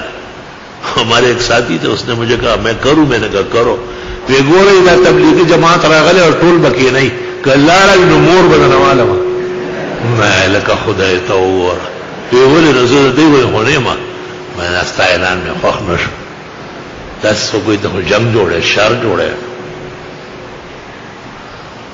توبہ نہیں، تسلی میرے جیسے تیزتن جملے، یہ تو آپ کے ساتھ تربیت و تعلیم ہے، اور لوگوں کے ساتھ ایسی باتیں میں نہیں کرتا۔ لوگ مجھے لے جاتے کہ یہ یہاں بھی، میں نے کہا یہ احسن العلوم نہیں ہے، یہ اور جگہ ہے، یہاں تو بات نہیں چلے گی۔ ہم بھی جیسے وہ غریب وہ کرتا ہے، ہم بھی اسی طرح وہ بس ٹائم پورا کر لیتے ہیں۔ ویک گل جانئی رچایا دیوی لار درا والی شہباز گڑی تدرا، وہ شور شراپا اور وہ گرما گرم بیان وہ احسن العلوم میں زیب دیتا ہے۔ الحمدللہ تعلیم ہوئی، تربیت ہوئی، وقت گزرا ہے، محراب و منبر کے 45 سال پورے ہو رہے ہیں الحمدللہ۔ تو یہاں ہمارے بھائی، ہمارے اہل محلہ، ہمارے طلباء، ہمارے اولاد ہے، اعزا و اقربا ہے۔ دوسری جگہ تو اس طرح بات نہیں ہے۔ وہ ہمارے ایک ساتھی ہے، بہت بڑے استاذ العلماء ہیں، کسی عوامی مجلس میں بخاری ختم کر رہا ہے، اس نے کہا اس میں اختلاف ہے۔ ایک آدمی بندہ آرام سے بیٹھو مولوی صاحب، اللہ کے نبی کی حدیث میں کوئی اختلاف نہیں ہے، آپ کو ہم نے درس کے لیے بلایا، اختلافات کو ہوا دینے کے لیے نہیں بلایا۔ ہوا خدن دعا ہو گئی سو ہے۔ پھر فرد کی بات ہوتی ہے۔ میں ایک جگہ گیا، وہاں زمانہ ہوا 20-25 سال ہوئے، اللہ جانے کہ وہاں کیا حال ہے۔ تو منصور بھائی گاڑی چلاتے ہوئے مجھے کہا گاڑی میں خرابی آ گئی، سامنے مسجد، کوئی چیز اس میں بدعت کی نہیں تھی، بالکل اہل حق کی مسجد تھی، عشاء کی نماز۔ مجھے کہا، مجھے دیکھتے ہی کہا کہ آپ کا بیان ہوگا، نماز پڑھا لے۔ میں نے کہا نماز پڑھا لیتا ہوں، بیان چھوڑو یار، بیان کیا کروں گا؟ کہتے نہیں بیان کرنا ہے۔ جب نماز ختم ہو گئی، میں نے بیان شروع کیا تو اس زمانے میں یہ ہری پگڑیاں نکلی تھی، اور میں ہر جگہ ان کے ساتھ برسر پیکار تھا۔ تو میں نے لوگوں کو کہا کہ بھئی لباس کا جو مسئلہ ہے وہ بہت واضح ہے، اور پیغمبر کی ہمیشہ پگڑی رہی ہے۔ ایسے فقہاء بھی ہے جنہوں نے بغیر پگڑی کے نماز کو مکروہ کہا ہے، خاص کر امام کے لیے، اور ہر رنگ ثابت ہے لیکن ہر رنگ ثابت نہیں۔ امام سے مجھے کہتے ہیں یہ باتیں نہ کرو، میں بڑا خوش ہوں، بھائی آپ کو اجازت نہیں۔ میں نے کہا یہ آپ کے باپ کا ہیڈ آفس ہے کیا؟ تاکہ انہوں نے ہم کو پاسوں لینے سے، وہ ایسے کھڑکی میں کھڑا ہے ممبر کے ساتھ، لوگ جو جانے والے تھے وہ بھی واپس آ گئے کہ عجیب امام ہے، مولانا صاحب ہے کہ ہمارے امام نہیں روک سکتا ہے۔ میں نے کہا سوال ہی پیدا نہیں ہو سکتا، اب کیسے روکے؟ اور میں نے یہ کہا کہ بھئی یہ جو میری تقریر ہے اس کی ذمہ داری میری ہے، مولانا محترم تو آپ کے سامنے روک رہے ہیں تو انہیں آپ کچھ نہ کہیں، اس کی کوئی سزا ہے؟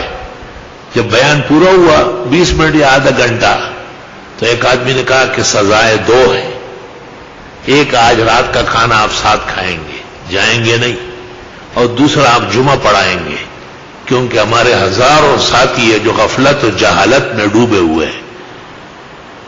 تو یہ مجھے کہتے ہیں آفرین میں رکشا رنگ رکشا تاخو سے میں نے کولم نے تو سوچی ماتا آفرین میں یہ ماتا سپتا ہوا چخدیستا پا کلام کے دس اثر چھوڑے۔ آج بھی وہاں بدعت کے خلاف توحید و سنت کا جھنڈا گڑا ہوا ہے، اسی مولوی کا ادارہ قائم ہوا ہے، اور ہر طرح کے بدعت اللہ نے وہاں سے نکال دی۔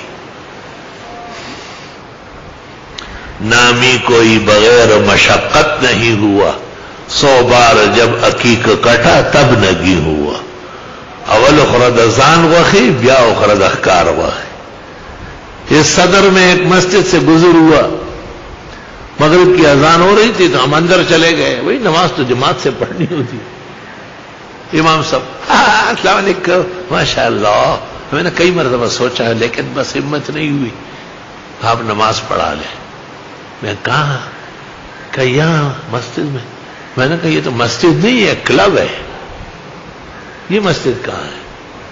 لوگ ایک دوسرے کو کہہ رہے ہیں ہمارے سر ننگے ہیں نا، مولانا بہت خفا ہوتے ہیں۔ ایک نے کہا ہمیں آج تک کسی نے نہیں کہا، آج ہمیں معاف کر دے، ہم وعدہ کرتے ہیں کہ آئندہ کے لیے ہم ننگے سر نہیں پڑھیں گے۔ میں آگے ہو گیا، میں نے کہا بس اتنی اصلاح کافی ہے، انشاءاللہ خیر ہوگی۔ میں نے نماز پڑھائی، نماز کے بعد 2-4 باتیں بھی کی، 10-15 منٹ دعا کی، چلا آیا۔ جب 20 دن پورے ہوئے میں نے منصور سے کہا گاڑی بولو، منصور نے کہا کہاں؟ میں نے کہا اس میں سے بھی خدا کے لیے۔ میں نہیں جی توبہ، اس اللہ کی قسم جس نے آسمان و زمین پیدا کیا کہ آج جا کے دیکھتا ہوں۔ آپ یقین کر لیں مسجد کا ماحول ہے، قرآن کا مبادی العلوم ہے، مجھے ان پر شرف اور فخر ہے کہ وہاں ایک شخص بھی ننگے سر نہیں تھا، اور میں نے شکریہ ادا کیا۔ میں نے کہا میں نے ابتدائی ناراضگی سخت کی تھی، بہت معافی چاہتا ہوں۔ اور انہوں نے کہا ہم حاضر ہیں، آپ تو ہمارے لیے درد و غم اٹھاتے ہیں، ہمیں دیکھ کے آپ کو کتنا صدمہ ہوا تھا کہ آپ امامت کے لیے تیار نہیں ہیں، کہ ایسے لوگوں کو ہم نمازیں پڑھائیں گے۔ ارماندار ہے کہ بغزری کے لیے روان کرنا دے براشی اللہ وہی ٹیزن بغزری۔ ایک دفعہ جوش میں آیا، کسی کو کہا سارا ڈھکو، اس نے کہا کیوں؟ کہا سنت ہے، کہا پگڑی بھی سنت ہے، تیری نہیں ہے، ایک سنت تو نے چھوڑی ایک ہم نے چھوڑی، آپ کوئی مولانا زرولی نہیں ہے؟ اللہ شیخ میں ٹیزنا نہ بغزوری مزدے یہ فائدہ ہی نشتہ دی امامت تو خبر قادر میں سر دیکھ دا حیا و غیرت نشتہ دے ولے دا سنتوں نہ لڑے دے، سوال خدا دے، اور اس کو حق کیا ہے کہ لوگوں کو سمجھا رہا ہے، یہ خود کیوں اہتمام سنت نہیں کر رہا؟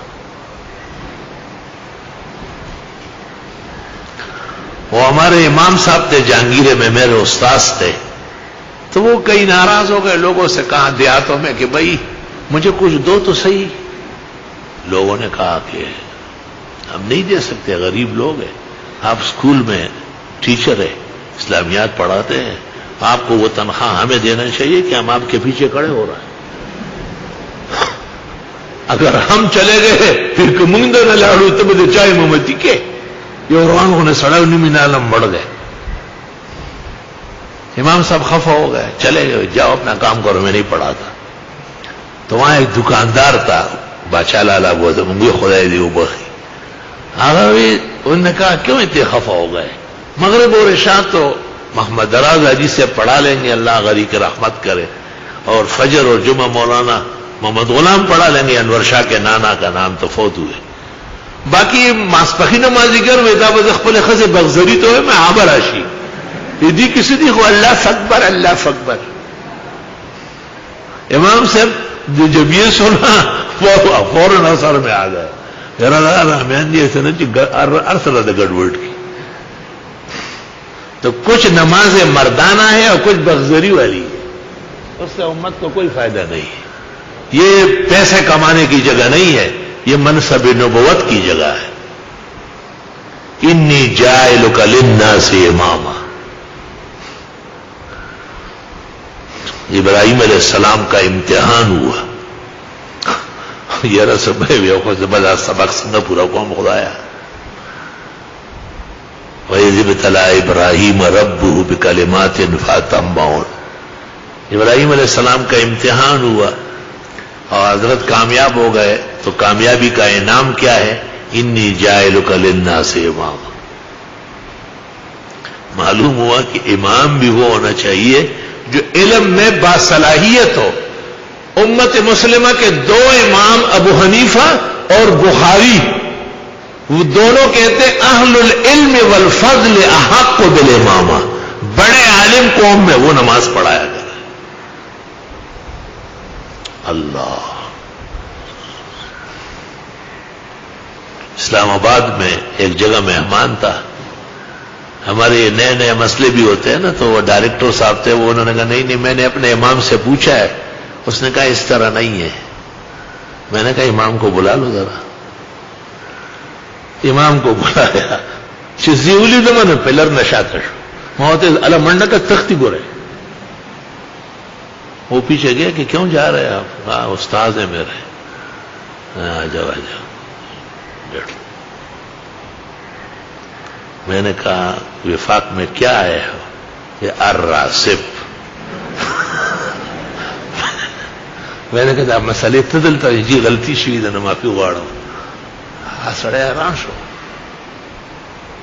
اعلیٰ صلاحیتوں کے لوگ نمازیں پڑھائے. ہاں وہ ایک طالب علم نتیجے بورڈ پہ لگ گیا اور اس کا باپ آ گیا دور پہاڑوں کے علاقے سے، نام نہیں لیتے، اس کے ساتھی بیٹھے ہوئے. باپ نے پوچھا کسی کے ساتھی کہ مقبول، کسی کے لحاظ لکھا جید جدہ ممتاز، تیرے ساتھ الراسب ہے کیوں؟ اس نے کہا بس یہ آپ کی اور استادوں کی دعا ہے. غریب لاڑو لسے ڈیری رماتا نماز لیستا پا دعا راسب دے. ما ترا سے وکتل غاخونه اوچی چې ما تاسو سره ګورم ورغه خپل دی خو دی ویجی خو مړکای مې نصیب ہے اس. آپ کی دعا ہے، ورنہ میرا یہ مقام ہی نہیں ہے کہ میرا بیٹا سالانہ امتحان میں راسب آ جائے. سورہ چالات والتوبہ ومکروا مکرا ومکرنا مکرا وهم لا يشعرون. خدا توبہ پہ. تو شوق سے امامت کیا کرو اور پورے مطالعے کے ساتھ. میرے جتنا بھی یہ مطالعہ ہے آپ یقین کریں، میں نے کم بخاری ترمذی یا دوسرے، میں یہ منصب کے لیے مطالعے کرتا رہتا ہوں ہمیشہ کہ لوگ آتے ہیں ان کو دینی رہنمائی ملے. پھر جب تفسیر کا موقع آیا تو آسانیاں پیدا ہو گئی. جب بخاری شریف اور ترمذی پڑھانے لگا طالب علم خوش ہونے لگے کہ ہمیں فائدہ زیادہ ہو رہا ہے. تو عرض یہی ہے کہ یہ ہمارا منصب ہے، یہ کوئی ہمارا احسان نہیں ہے. والحمدللہ علی ھذا. تو پیغمبر کے 4 منصب، ایک ہے تلاوت الآیات، صرف، نحو، عربیت، علم ادب، نثر، نظم. یتلو علیہم آیاتی. صرف بھی بہت ضروری ہے، نحو بھی بہت ضروری ہے. اللہ اور متعلق علوم جس سے عربیت میں مساولہ پیدا ہو جائے اچھا رہے گا. ابھی ہم عمرہ حج کے لیے جاتے ہیں، اعراب سے بات چیت ہوتی ہے، بہت خوش ہو جاتے ہیں.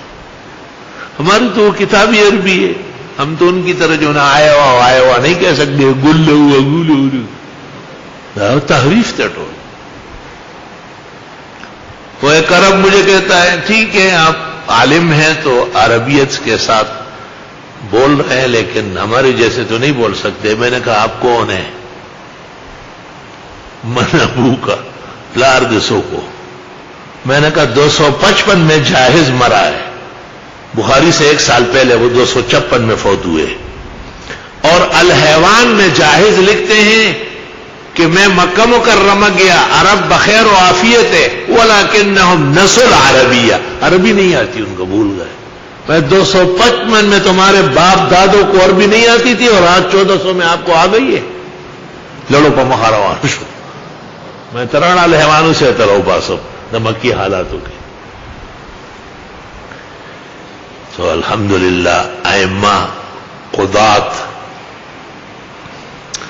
جب وہ بات چیت کرتے ہیں تو علماء ہیں نا بہت خوش ہو جاتے ہیں، فوراً سنبھل جاتے ہیں کہ بھئی ہمیں کتابی عربی بولنی ہے، فصحا بولنی ہے۔ اللہ، وہ ہمارے کچھ عرب مہمان آئے تھے، کھانا وانا ساتھ کھا لیتے تھے، تو اس زمانے میں یہاں تخت پڑا ہوتا تھا، آج کل وہ وہاں مدارس میں شرٹ پر ہے، تو میں ان کو کہتا تھا کہ نتفقہ علی السریر، یعنی پھل فروٹ باہر کھائیں گے۔ وہ اتنے خوش ہو جاتے تھے کہ باقاعدہ لکھ دیا انہوں نے نتفقہ علی السریر، ورنہ اور کیا کہیں گے کہ ناکل الفواکہ بعدین اذا فرغنا من ھذا وخرج، ایسے کسی نے اسٹارٹ کرنا یہ ڈھستے ہو بس۔ مفتی محمود جا رہے تھے شاہ خالد سے ملنے کے لیے، مدینہ منورہ سے ریاض جا رہے تھے، راستے میں وہ جہاز کی لڑکی جو خدمت کرتی ہے اس کو کہا ہار مرہ یو تو دا پیالہ بلا۔ مولانا شیر علی شاہ صاحب تھے، انہوں نے رئیس کو کہا غنیمان کو، اس نے کہا شیخ فائق ہے عربی میں ہم پر، ہم ایسی عربی نہیں بول سکتے، ہار مرہ یو ایک گرم کپ چائے کا اور لے آنا، ہار مرہ۔ الحمدللہ آپ عربی نہیں بولتے، کیوں نہیں بولتے؟ چھوٹا سا ٹیچر ہے، کوئی ہوگا ٹیچر گے ہونے بھائی، آپ بتاتے بھائی اصل کے جو ٹائم ویسٹ کوم نا میں ایک لکئی بھیجے خواہ ایک کونا وے بل طرف نہ انگریزی کی اور تپوستے ہو کر صرف گرامر نہ پوئی گی، خود جرات تے پکے، اور ہمارے بڑے سے بڑے علماء ہوتے اور وہ عربوں سے وہ ان سے پوچھتے کہ مس موقع دے وہی رضا چیزو عبدالوہاب سے خدا خبر چکو سکی گی ہوگا سو وہ آنا کہا تھا نم تپوس گئی۔ تو ہمارے جہانگیر میں ایک عالم دین تھے، وہ کہتے میرے علاوہ کوئی دنیا میں عالم نہیں ہے، یہاں تک کہ استاد مولانا عبدالحنان کے بارے میں کہا کہ یہ ایسے دیوبند گئے اور آئے ہیں لیکن عالم میں ہوں۔ وہ چلے گئے حج کے لیے اور وہاں کے عبدالوہاب شبنم سعد تھے، وہ بہت قابل آدمی تھا، وہ کہتے تھے استاد اس دکاندار سے پوچھو کہ یہ رومال کتنے کا ہے، تو یہ دے بہت اولاڑ خود تو اس مندیل نے ورزی تو رومال عربی کا لو وہ شبنم سے زچ ملک کے لگ رومالو نہ دی ذرا استاد کابل استاد یہ پوچھ تو تپوس خو کا چاہتا الوا سنگا دا کم زیادہ شبنم سے منکور کے چپخی گیا وہ دربارے اخرو۔ جب حج سے آئے لوگ مبارکباد کے لیے گئے اور شبنم سے پخیرا لے حجم باویا وہاں چھوڑے رکھو کابل استاد غریب تا عربی نہ ورزی نور سنگا آلو جوڑ ہو استاد جی عربی نہ شوئے یہ اٹھکم نہ ورزی۔ استاد نے جب سنا کور نے 5 کلو میدا، ایک مرغا بڑا بانگی اور 1 کلو گئے کگی تراڑے دوالا خدا تو معاف کا بولے میں جہانگیری نہ اباس ہے شبنم سے غلش میں بولے یار میدا اور چرگ اور غوڑی روڑی بس توبہ میدا کو وقت پر زبان کھولا کرو، اپنے اندر غیرت پیدا کرو۔ الحمدللہ ہمارے طلباء اس زمانے کے، تو میں ایک عام بات کر رہا ہوں، وہ ہم سے بھی بہت فائق اور فاضل ہے، ہم تو ایسا ضرورت کے تحت اپنا کام چلاتے ہیں۔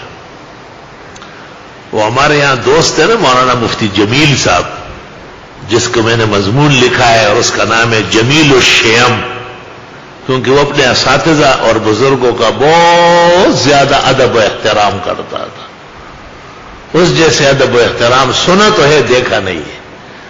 تو کسی نے ان سے کہا کہ جمیل خان آپ کو پشتو آتی ہے؟ کہ مجھے اتنی پشتو آتی ہے جتنے ہمارے بزرگوں کو عربی آتی ہے۔ لا الہ الا اللہ۔ تو آپ بولا کریں آپس میں بھی جب اللہ تعالیٰ آپ کو موقع نصیب فرمائے تو آپ کی زبان چل چکی ہوگی، آپ کو گرانی اور پریشانی کچھ بھی نہیں ہوگی. اور یہ ہمارے مذہب کی ادا ہے، احب العرب لثلاث لانی عربی والقرآن عربی ولسان اہل الجنت عربی.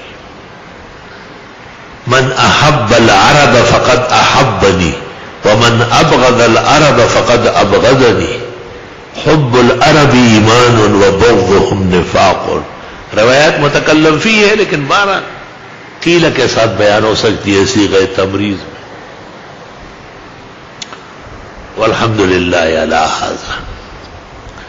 تو تلاوت الآیات، تعلیم القرآن اور تعلیم الحکمت.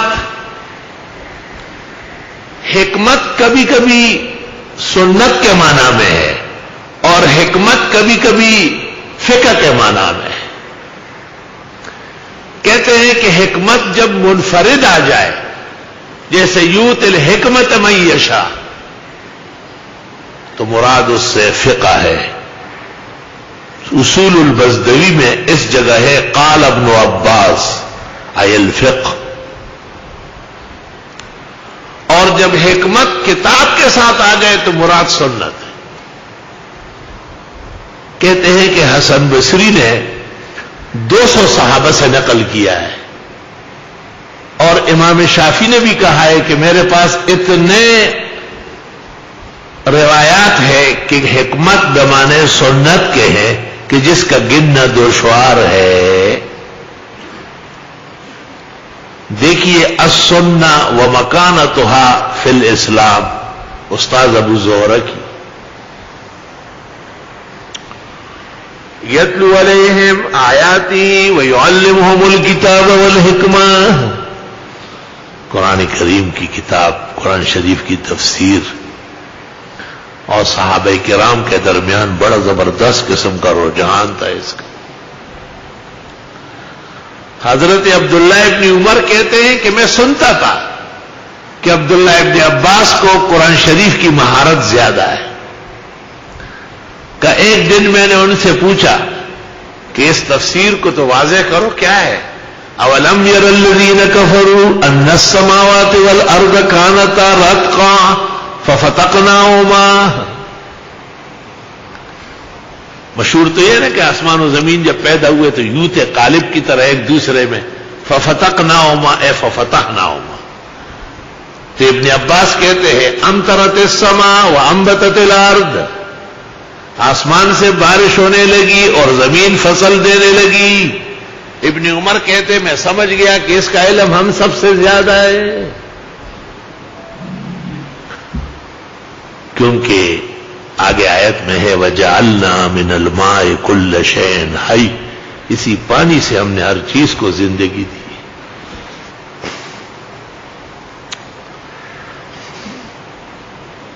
اللہ. عرب بادشاہ اور ملتان کے قریب میں اوچ ہے، پہلے زمانے میں اس کا نام تھا اوچ شریف. یہاں کے بادشاہ ڈوگر بادشاہ تھا کشمیری، ان کے آپس میں دوستی تھی. ڈوگر نے، اوچھی نے عرب بادشاہ کو کہا ایک عالم دین تو دے دو جو مجھے قرآن شریف پڑھا ہے، لیکن میرے اوپر کوئی اسلام کی محنت وغیرہ نہ کرے، انگئی ونگئی میں دینا. عرب بادشاہ نے علماء دین سے دریافت کیا کہ بھئی میرا ایک دوست ہے ہندوستان میں، اوچ کا بادشاہ ہے، اور وہ قرآن شریف سمجھنا چاہتا ہے. ایک عالم نے ہاتھ کھڑا کیا، میں جاؤں گا. بادشاہ نے اس کو بتایا کہ کچھ کہنا وینا نہیں، کہ میں تو کچھ نہیں کہوں گا، لیکن قرآن اپنا زور دکھائے گا یا نہیں. قرآن کا زور بھی صحیح معنوں میں زور ہوتا ہے. اور طریقہ یہ طے ہوا، طبقات المفسرین میں لکھا ہے کہ حضرت صاحب عربی عالم 1 رکوع 2 رکوع 4 رکوع پڑھ لیتے تھے، پھر اس کا ترجمہ، پھر تفسیر، پھر مسائل. بادشاہ بیٹھا رہتا تھا، چلو درس ہو گیا. پڑھتے پڑھتے پڑھتے پڑھتے سورت یاسین آئی، یاسین گزرنے لگی، قل یحیی الذی انشأها اول مرہ وہو بکل خلق علیم۔ آپ فرمائیے کہ ان بوسیدہ ریزہ ریزہ ہڈیوں کو وہ ذات اٹھائے گی جس نے پہلی بار پیدا کی، اور وہ مخلوق کو خوب جانتے ہیں، وہ بکل خلق علیم۔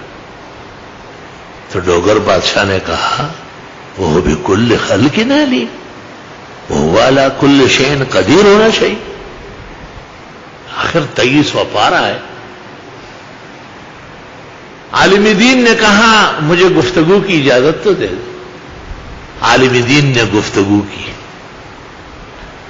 کہ اس جگہ وہو بکل خلق علیم مناسب ہے، یہاں وہ علی کل شیء قدیر نہیں آ سکتا تھا۔ دونوں میں فروق بیان کیے۔ ڈوگر بادشاہ نے کہا اب تو میں نہیں ٹھہر سکتا، آج تو مجھے کلمہ پڑھا لینا۔ قرآن نے اپنا زور دکھایا، انہوں نے کہا آپ نہا لے اور صاف کپڑے پہن لے، پھر میں آپ کو کلمہ پڑھاتا ہوں۔ تو وَيُعَلِّمُهُمُ الْكِتَابَ، قرآن شریف کی تعلیم اس شان سے دی جاتی ہے، یہ پیغمبر کا منصب اور مقام ہے۔ بخاری شریف میں ہے کہ ابو بکر صدیق نے جب دیکھا کہ ہم مسلمانوں کو مشرکین مکہ کعبہ میں نماز نہیں پڑھنے دیتے، فَابْتَنَا مَسْجِدًا بِفِنَاءِ دَارِهِ، رواہ البخاری، گھر کے سامنے ایک چھوٹی سی مسجد بنائی۔ وَكَانَ ابو بکر يَقْرَأُ الْقُرْآنَ، مستدرک حاکم میں ہے کہ وہ ابو بکر آیتیں پڑھ کر پھر اس کی تفسیر کرتے تھے۔ فَاجْتَمَعَ نِسَاءُ الْمُشْرِكِينَ وَصِبْيَانُهُمْ فَأَفْزَعَ ذَلِكَ أَشْرَافَ قُرَيْشٍ مِّنَ الْمُشْرِكِينَ، وہ اس زمانے کے اشرفی مشرکوں کو بھی بہت گراں گزرا۔ ابو بکر کو کہا یہ درس تو بند کرو، کیونکہ درس بیان ہوتا تھا۔ مستدرک کے حاکم پہ مسرت پہ میں نے پورا لکھا ہے، مستدرک کی عبارت نقل کر کے حوالہ صفحہ دیا ہے۔ تو جب بھی قرآن بیان ہوا ہے اس نے اثر دکھایا ہے۔ قرآن شریف کبھی بھی بغیر آثار کے نہیں ہے۔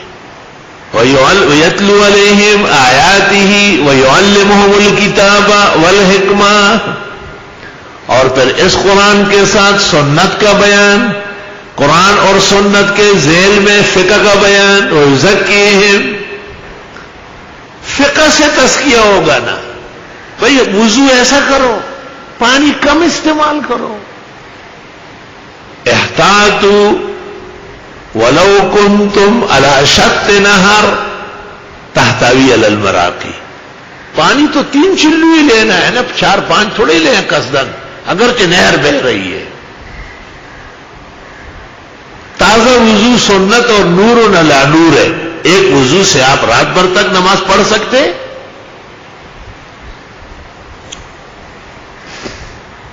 وضو جب وضو ہو، من توضأ فأحسن وضوءه، وضو کرو اور احسن العلوم میں سیکھ کے کرو، احسن وضوءه، تیرا جی چاہے یا نہ چاہے، لیکن ہمارا ذکر کے بغیر آپ نہیں چل سکیں گے۔ فأحسن وضوءه یعنی سنت کا اتباع اور کم پانی استعمال، آداب و احترام۔ ہم طلباء کو بھی کہتے ہیں کہ آپ تو چوری چکوری، بازار اور دیگر ناکارہ اعمال میں نہیں پکڑے جائیں گے، آپ یا وضو میں دیر کریں گے یا ایسے ہی بیٹھے رہیں گے، ناک میں انگلیاں ماریں گے، پانی بہتا رہے گا، آپ اس میں مارے جائیں گے، اس میں مارے جائیں گے۔ ہدایہ میں آپ نے پڑھا کہ جو اس سے کم کر لے یا زیادہ کر لے قصدن فقط ظلم واعتدى، بڑا ظالم اور حد سے بڑھنے والا۔ تو اس لیے احسن وضو، احسن میں وضو سیکھ لو نا۔ الحمدللہ بہت چھوٹا تھا، ہمارے محلے کی جامع مسجد میں استاذ العلماء ولی الاولیاء شیخ القرآن مولانا عبد الہادی شاہ منصور بابا جی کوکا مولانا صاحب تشریف لائے تھے. تو میں حضرت کو وضو کرا رہا تھا. جب پانی تھوڑا سا بچ گیا تو حضرت نے کہا تھوڑا سا پانی ملا کے آ جاؤ. میں نے کہا جی اتنا ہے کہ پیر دھل جائیں گے, میں نہ کھانا. لوگوں نے پکے واچا. میں پانی اس میں تھوڑا سا اور ڈال کے آیا تو حضرت نے وضو کیا, اور جو بچ گیا تو قبلے کی طرف منہ کر کے کھڑے ہو کے اور سرائی سے دائیں ہاتھ میں ڈال کے پینے لگے تاکہ یہ نصیب ہو جائے. کہتے ہیں 3 پانی ہے جو کھڑے ہو کر پی سکتے ہیں. ماء زمزم یشرب قائما سنتا وماء السبیل یشرب قائما ضرورتا وما بقي من الوضوء یشرب قائما علاجا واستشفاء. ایک ملحد تبلیغی مبلغ رائے راست سے ہٹا ہوا, وہ ایک کھلے جلسے میں کھڑے ہو کے پانی پی رہا ہے اور کہنے لگا یہ بھی سنت ہے. بخاری شریف میں ہے. میں نے بخاری والوں کو اس سال کا, میں نے کہا یہ دیکھ لو 2 حدیث ہے.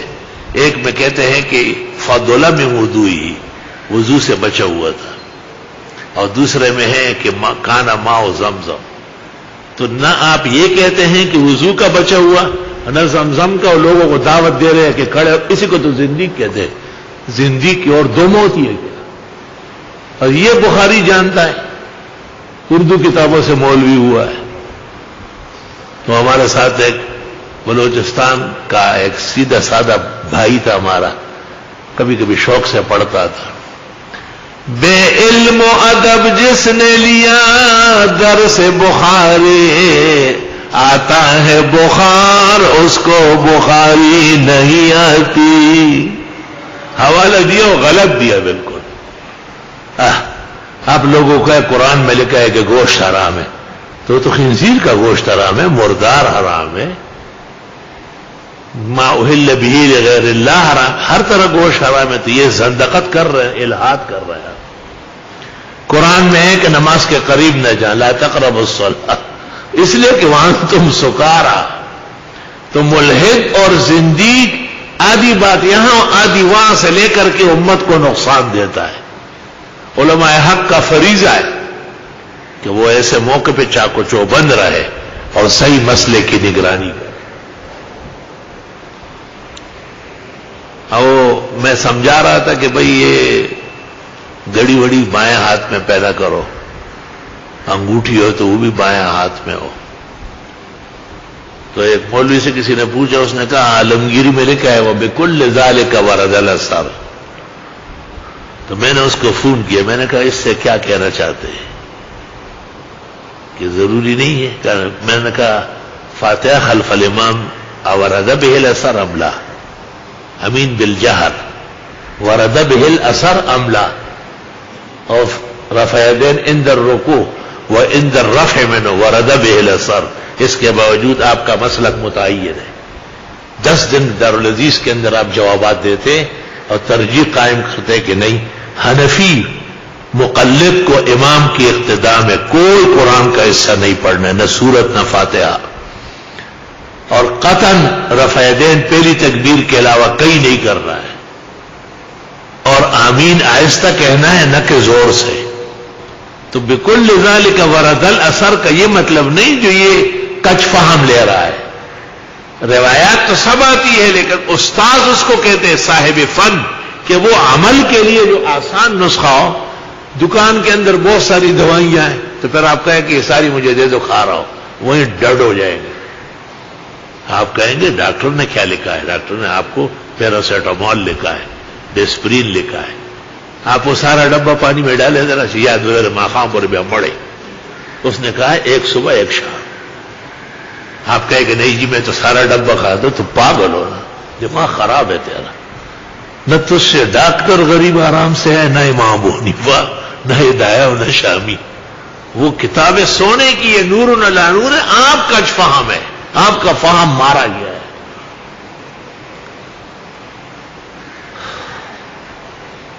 اللہ اکبر.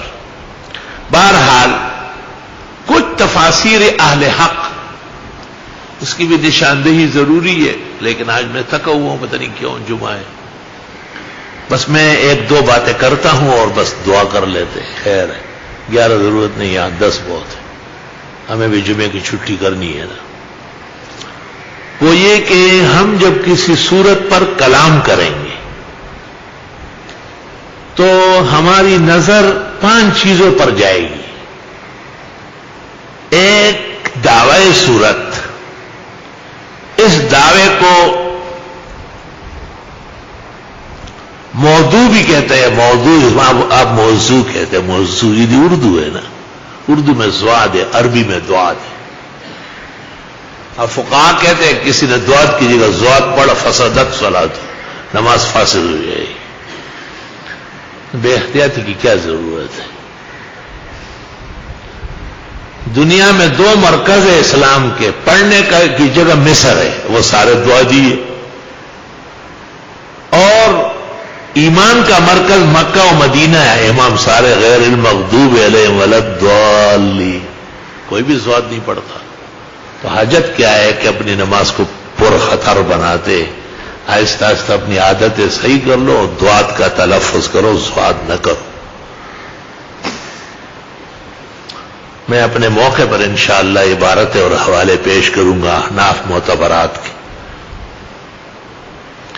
تو ایک تو ہم سورت کا موضوع، عنوان، غرض، دعویٰ وہ پیش کریں گے. ہر سورت کا ایک دعویٰ ہے. کبھی اتنا واضح ہوتا ہے کہ پھر طلبہ خود ماہر ہو جاتے ہیں، بتانے کی ضرورت ہی نہیں. دوسرا، سورت کے اندر میزانہ ہے، یعنی دلائل عقلی نقلی وحی، کس قسم کے دلائل سورت میں ہے. تیسرا، سورت کا خلاصہ،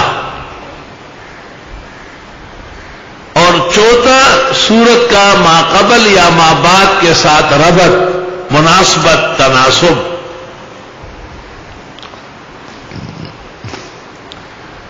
اور پانچواں، امتیازی سورت، بأي وجہ تمتاز الفاتحہ عن البقرہ وبأي وجہ تمتاز البقرہ عن آل عمران وبأي وجہ تمتاز آل عمران من نساء والمائدہ. فلا بد ان نتكلم في 5 امور. الاول دعوى السورة وموضوعها وغرضها وعنوانها، والثاني الميزان ببيان الأدلة نقلا وعقلا وحيا وإلزاما متطابقة وتضمنا. اور تیسرا معاملہ یہ کہ پھر سورت کا خلاصہ بھی پیش کرتے ہیں.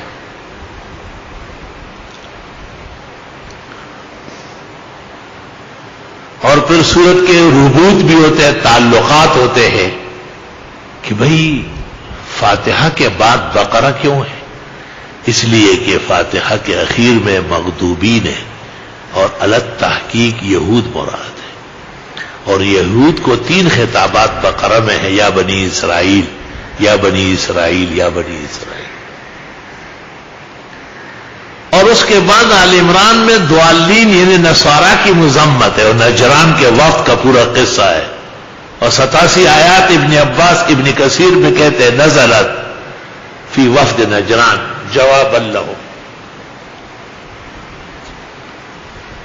اور نساء انعام یافتگان انعمت علیہ، کبھی اس طرح ترتیب ہو جاتی ہے.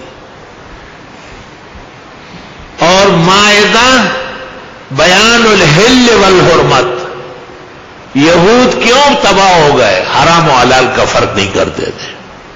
نصارہ کیوں غرق ہو گئے؟ حرام و حلال کا امتیاز ختم کر رہے تھے. امت مسلمہ تا قیامت انعام یافتہ ہوگی، انعمت علیہم، کیونکہ یہ حرام و حلال کے بارے میں بہت محتاط رہے گے. اور اللہ احتیاط نصیب فرمائے.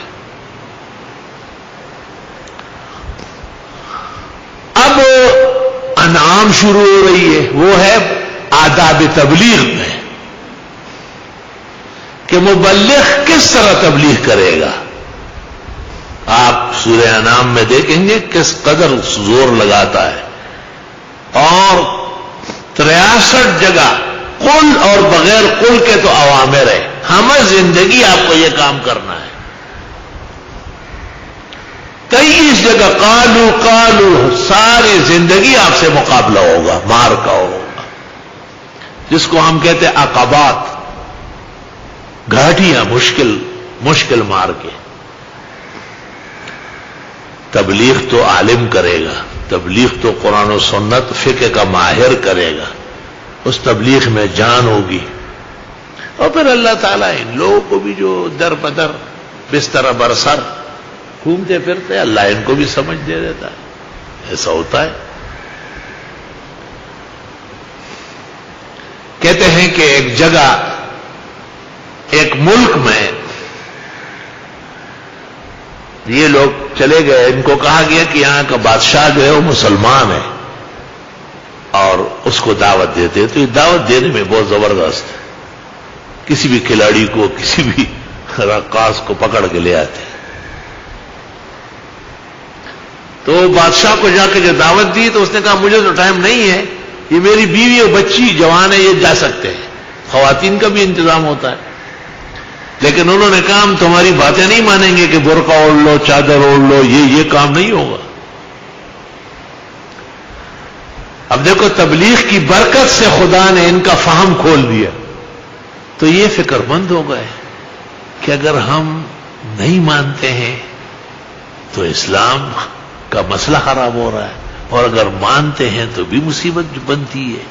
تو انہوں نے ان کو کہا کہ دیکھو یہاں سے وہاں تک ہماری بات مان لیں، 2-3 گھنٹے کا راستہ ہے، آپ چادر اوڑھ لیں.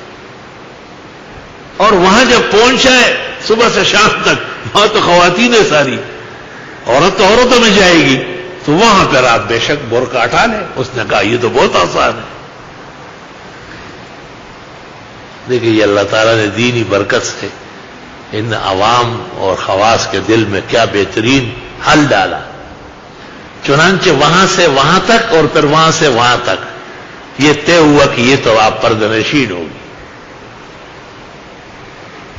اور وہاں تو خواتین ہیں ساری، ہزاروں کی تعداد، مسلمان عورتوں سے تو پردہ نہیں کرتی. جس وقت وہ اجتماع ہوا 1 دن کا یا 2 دن کا، یہ ماں بیٹی وہی رہی. واپسی پر جب گاڑی آئی لے جانے کے لیے تو انہوں نے کہا کپڑے کی مارکیٹ لے لو. کیوں؟ کہا ہم اپنے لیے برقعے خریدتے ہیں اور دینی شال خریدتے ہیں، کیونکہ یہاں جتنے مسلمان عورتیں باپردہ ہیں ان کے چہرے منور ہیں، وہ بہت عزت والی عورتیں معلوم ہو رہی. اور جو وہ ایسی ہوتی ہے چمکینتی حمیدہ، جب انگلش سے تھی بیگانہ، اب شمع انجمن ہے اور کبھی تھی چراغ خانہ. تو جب وہ برقعے 2-3 اپنے لیے بیٹی کے لیے خرید کے آئے تو بادشاہ نے کہا میری تو بڑی مشکل حل ہو گئی، کئی سال سے میں حج پر جانا چاہتا ہوں لیکن یہ لوگ پردہ نہیں کرتے، اور وہاں امیگریشن میں پردہ شامل ہے. بس اسی سال بادشاہ وہاں عورت ہو کے اپنی بیوی اور بیٹی کے حج کے لیے روانہ ہو گیا. یہ کام کی برکت ہوتی ہے. کام کی برکت سے اللہ تعالیٰ عوام کو بھی اچھا ذہن دے دیتا ہے. وہ ایک مسلمان اسٹوڈنٹ اور ایک ہندو اسٹوڈنٹ یونیورسٹی کا آپس میں لڑ پڑے. ہندو نے کہا جلانا اچھا ہے مردے کو، جان چھوٹے. مسلمان نے کہا نہیں، دفنانا اچھا ہے. 2 لڑکے اور تلاش کیے گئے، ایک مسلمان ایک ہندو، اور ان سے کہا تم دونوں کی باتیں سنو، فیصلہ کرو. ہندو لڑکے نے جلانے کے لیے دلائل دیے، مسلمان لڑکے نے زمین میں دفنانے کے دلائل دیے. اب وہ 2 جو جج تھے نا، انہوں نے فیصلہ لکھا کہ یہ بالکل آسان فیصلہ ہے. ہندوؤں کا عقیدہ ہے کہ مرنے کے بعد زندگی نہیں ہے، تو ان کی لاش کچرا ہے تو کچرا تو جلانا اچھا ہے. مسلمان کا عقیدہ ہے کہ اصل زندگی مرنے کے بعد ہے، تو وہ خزانہ ہے، خزانے کو دفنانا ضروری ہے.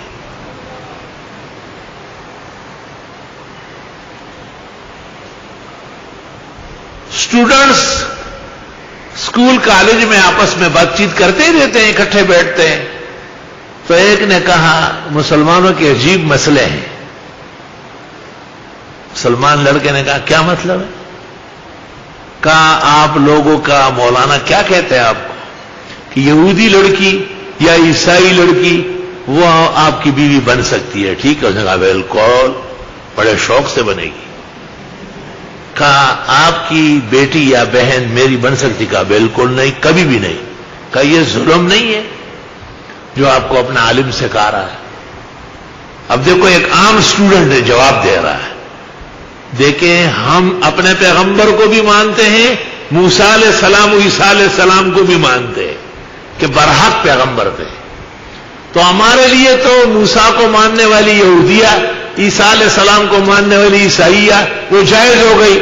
تم بھی ہمارے محمد صلی اللہ علیہ وسلم پر ایمان لے آؤ، بے شک لے لو ہماری بیٹی ہو بہن. یتلو علیہم آیاتی وَيُعَلِّمُهُمُ الْكِتَابَ وَالْحِكْمَ وَيُزَكِّيهِمْ إِنَّكَ أَنْتَ الْعَزِيزُ الْحَكِيمُ. کل سے انشاءاللہ تعالی طبقات مفسرین، اہم مہم تفاسیر اور ہمارے طرز تفسیر کے کچھ آداب عرض کریں گے. وآخر دعوانا الحمدللہ رب العالمین. الحمدللہ رب العالمین. اللهم صل وسلم على عبدك ورسولك ونبيك ونجيك محمد احمد وعلى آله واصحابه وبارك وسلم علیہ. اللہ تعالی ہماری نشست قائم دائم رکھے اور برکات اور علوم سے مالا مال رکھے، اور اس میں شرکت کرنے والوں کو اللہ سہولت فہم، ادراک اور شعور کامل اور ہمت مردانہ نصیب فرمائے. جتنے حاضرین ہیں اور ان کے غائبین ہیں سب کے حق میں اللہ دعا قبول فرمائے. اللہ سبحانہ و تعالی بیماروں کو صحت دے، پریشان حالوں کی دستگیری فرمائے، پاکستان کے چپے چپے کی حفاظت فرمائے. اور جن لوگوں نے یہاں داخلہ لیا ہے اللہ انہیں آرام راحت عزت سے پڑھنا رہنا سہنا نصیب فرمائے. جو آتے جاتے ہیں اللہ ان کے راستے مامون و محفوظ فرمائے. جو جس کرب اور درد کا شکار ہے اللہ مداوا عطا فرمائے. ربنا تقبل منا انك انت السميع العليم وتب علينا انك انت التواب الرحيم. صلی اللہ علیہ وسلم.